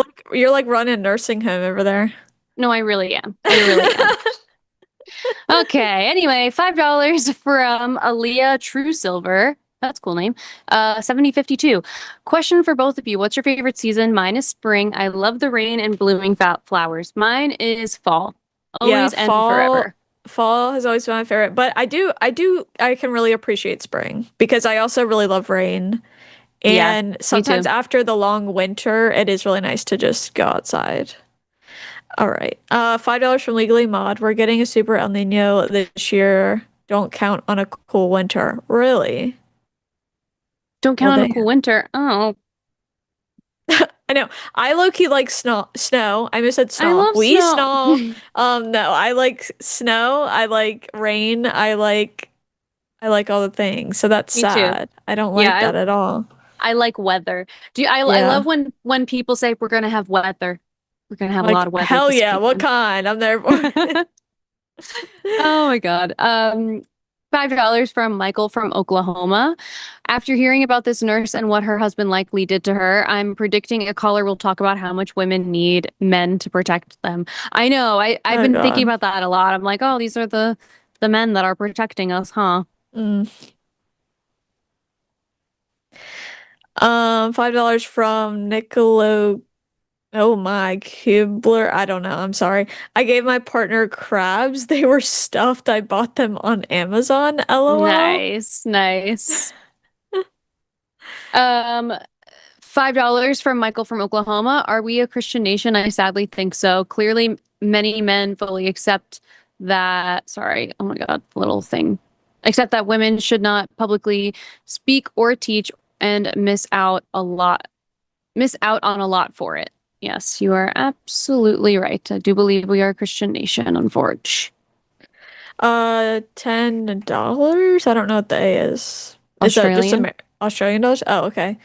From Paige, hey, love you guys. I play online games with my brother a lot, and when talking about another player, he always addresses them as he. How can I address his assumptions about others' pronouns? Um, so are you guys like talking to other players? Is it based on their voice or is it literally just Yeah. that's Yeah. I guess interesting. I would just straight up don't- ask. I'd be like, how do you know? Yeah. And also, I just would call everyone she in response. Yeah, that's a good one too. Meg 801. Oh, $5 from Meg 801. So why didn't God say don't own slaves, but still took the time to tell them what fabrics to wear? That's what I'm Exactly. saying. They would not dress. Exactly. $20 from Two Handen. The Bible was written by men for men to codify their barbaric behavior. It was designed to justify despicable decisions and whitewash inhumane actions. Chris from where was he from? Nevada?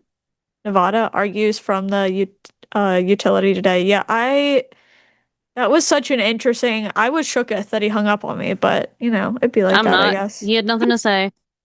$5 from Michael from Oklahoma.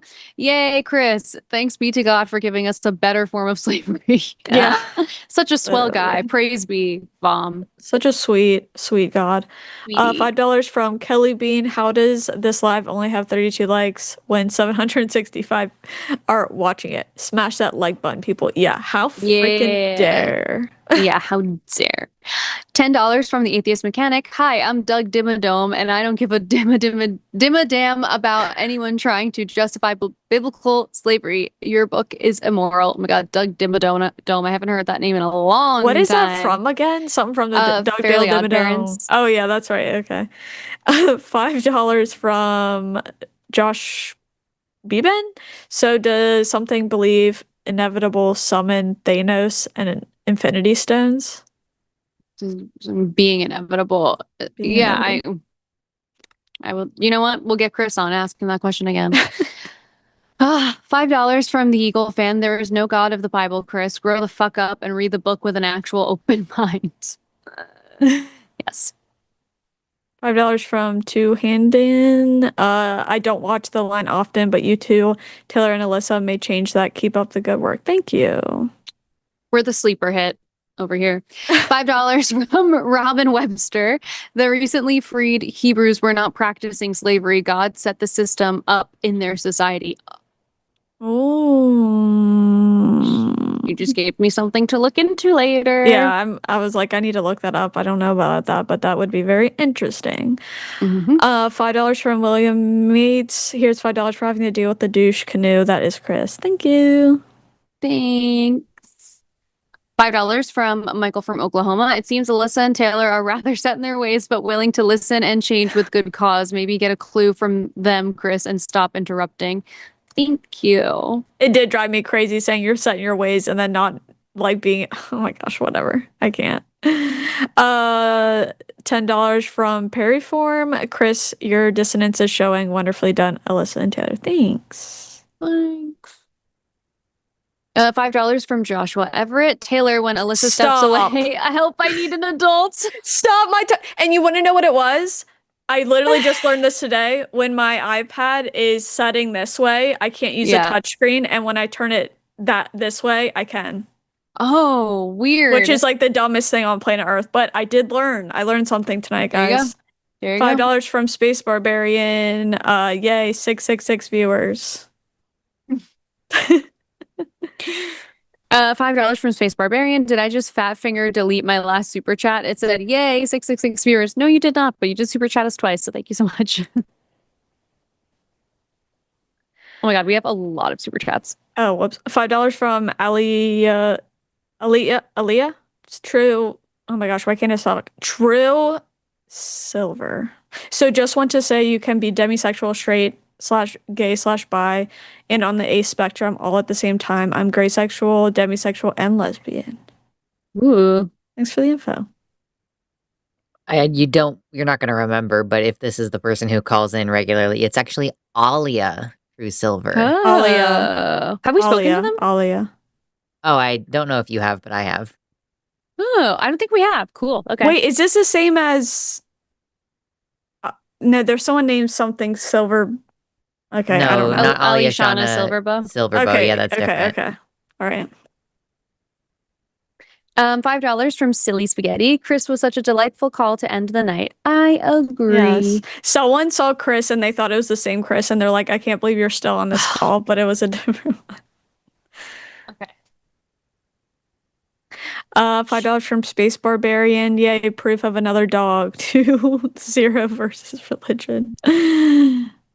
She keeps limping. Oh, Yeah. poor babes. Okay. Oh, shit. I just deleted someone's super chat. How do I undo that? Like so. Okay. I removed it from the screen. That was me because we don't have any more super chats. Oh, that was it? Oh, okay. Okay, great. I thought that those other ones that were grayed out were all ones that we had to read, and I was like, yeah, no, the gray We ones have are no the ones that time. are done, yeah. okay. Ooh, all right, well, we did it. I was really stressed about it. That was really Yay. crazy. We actually did under time. Yeah, congratulations, everybody. High fives all around. High five. Good game. Well, thank you guys so much for watching today and for participating in the chat and all the things. We really appreciate it, and for sending super chats over. Stay here and you'll be redirected to the next show. So hang tight and you'll get to watch some more stuff. Go to patreon.com/calltheline to become a patron. And thank you to Lux for producing, and for all of our screeners and our mods. And actually, we don't have screeners anymore. Mods in the chat. My brain is a Thanks, little fried, guys. everyone. Thank you, everyone. Thanks, Bonnie. You're such a cute dog. Yeah. You're an old lady. My old lady.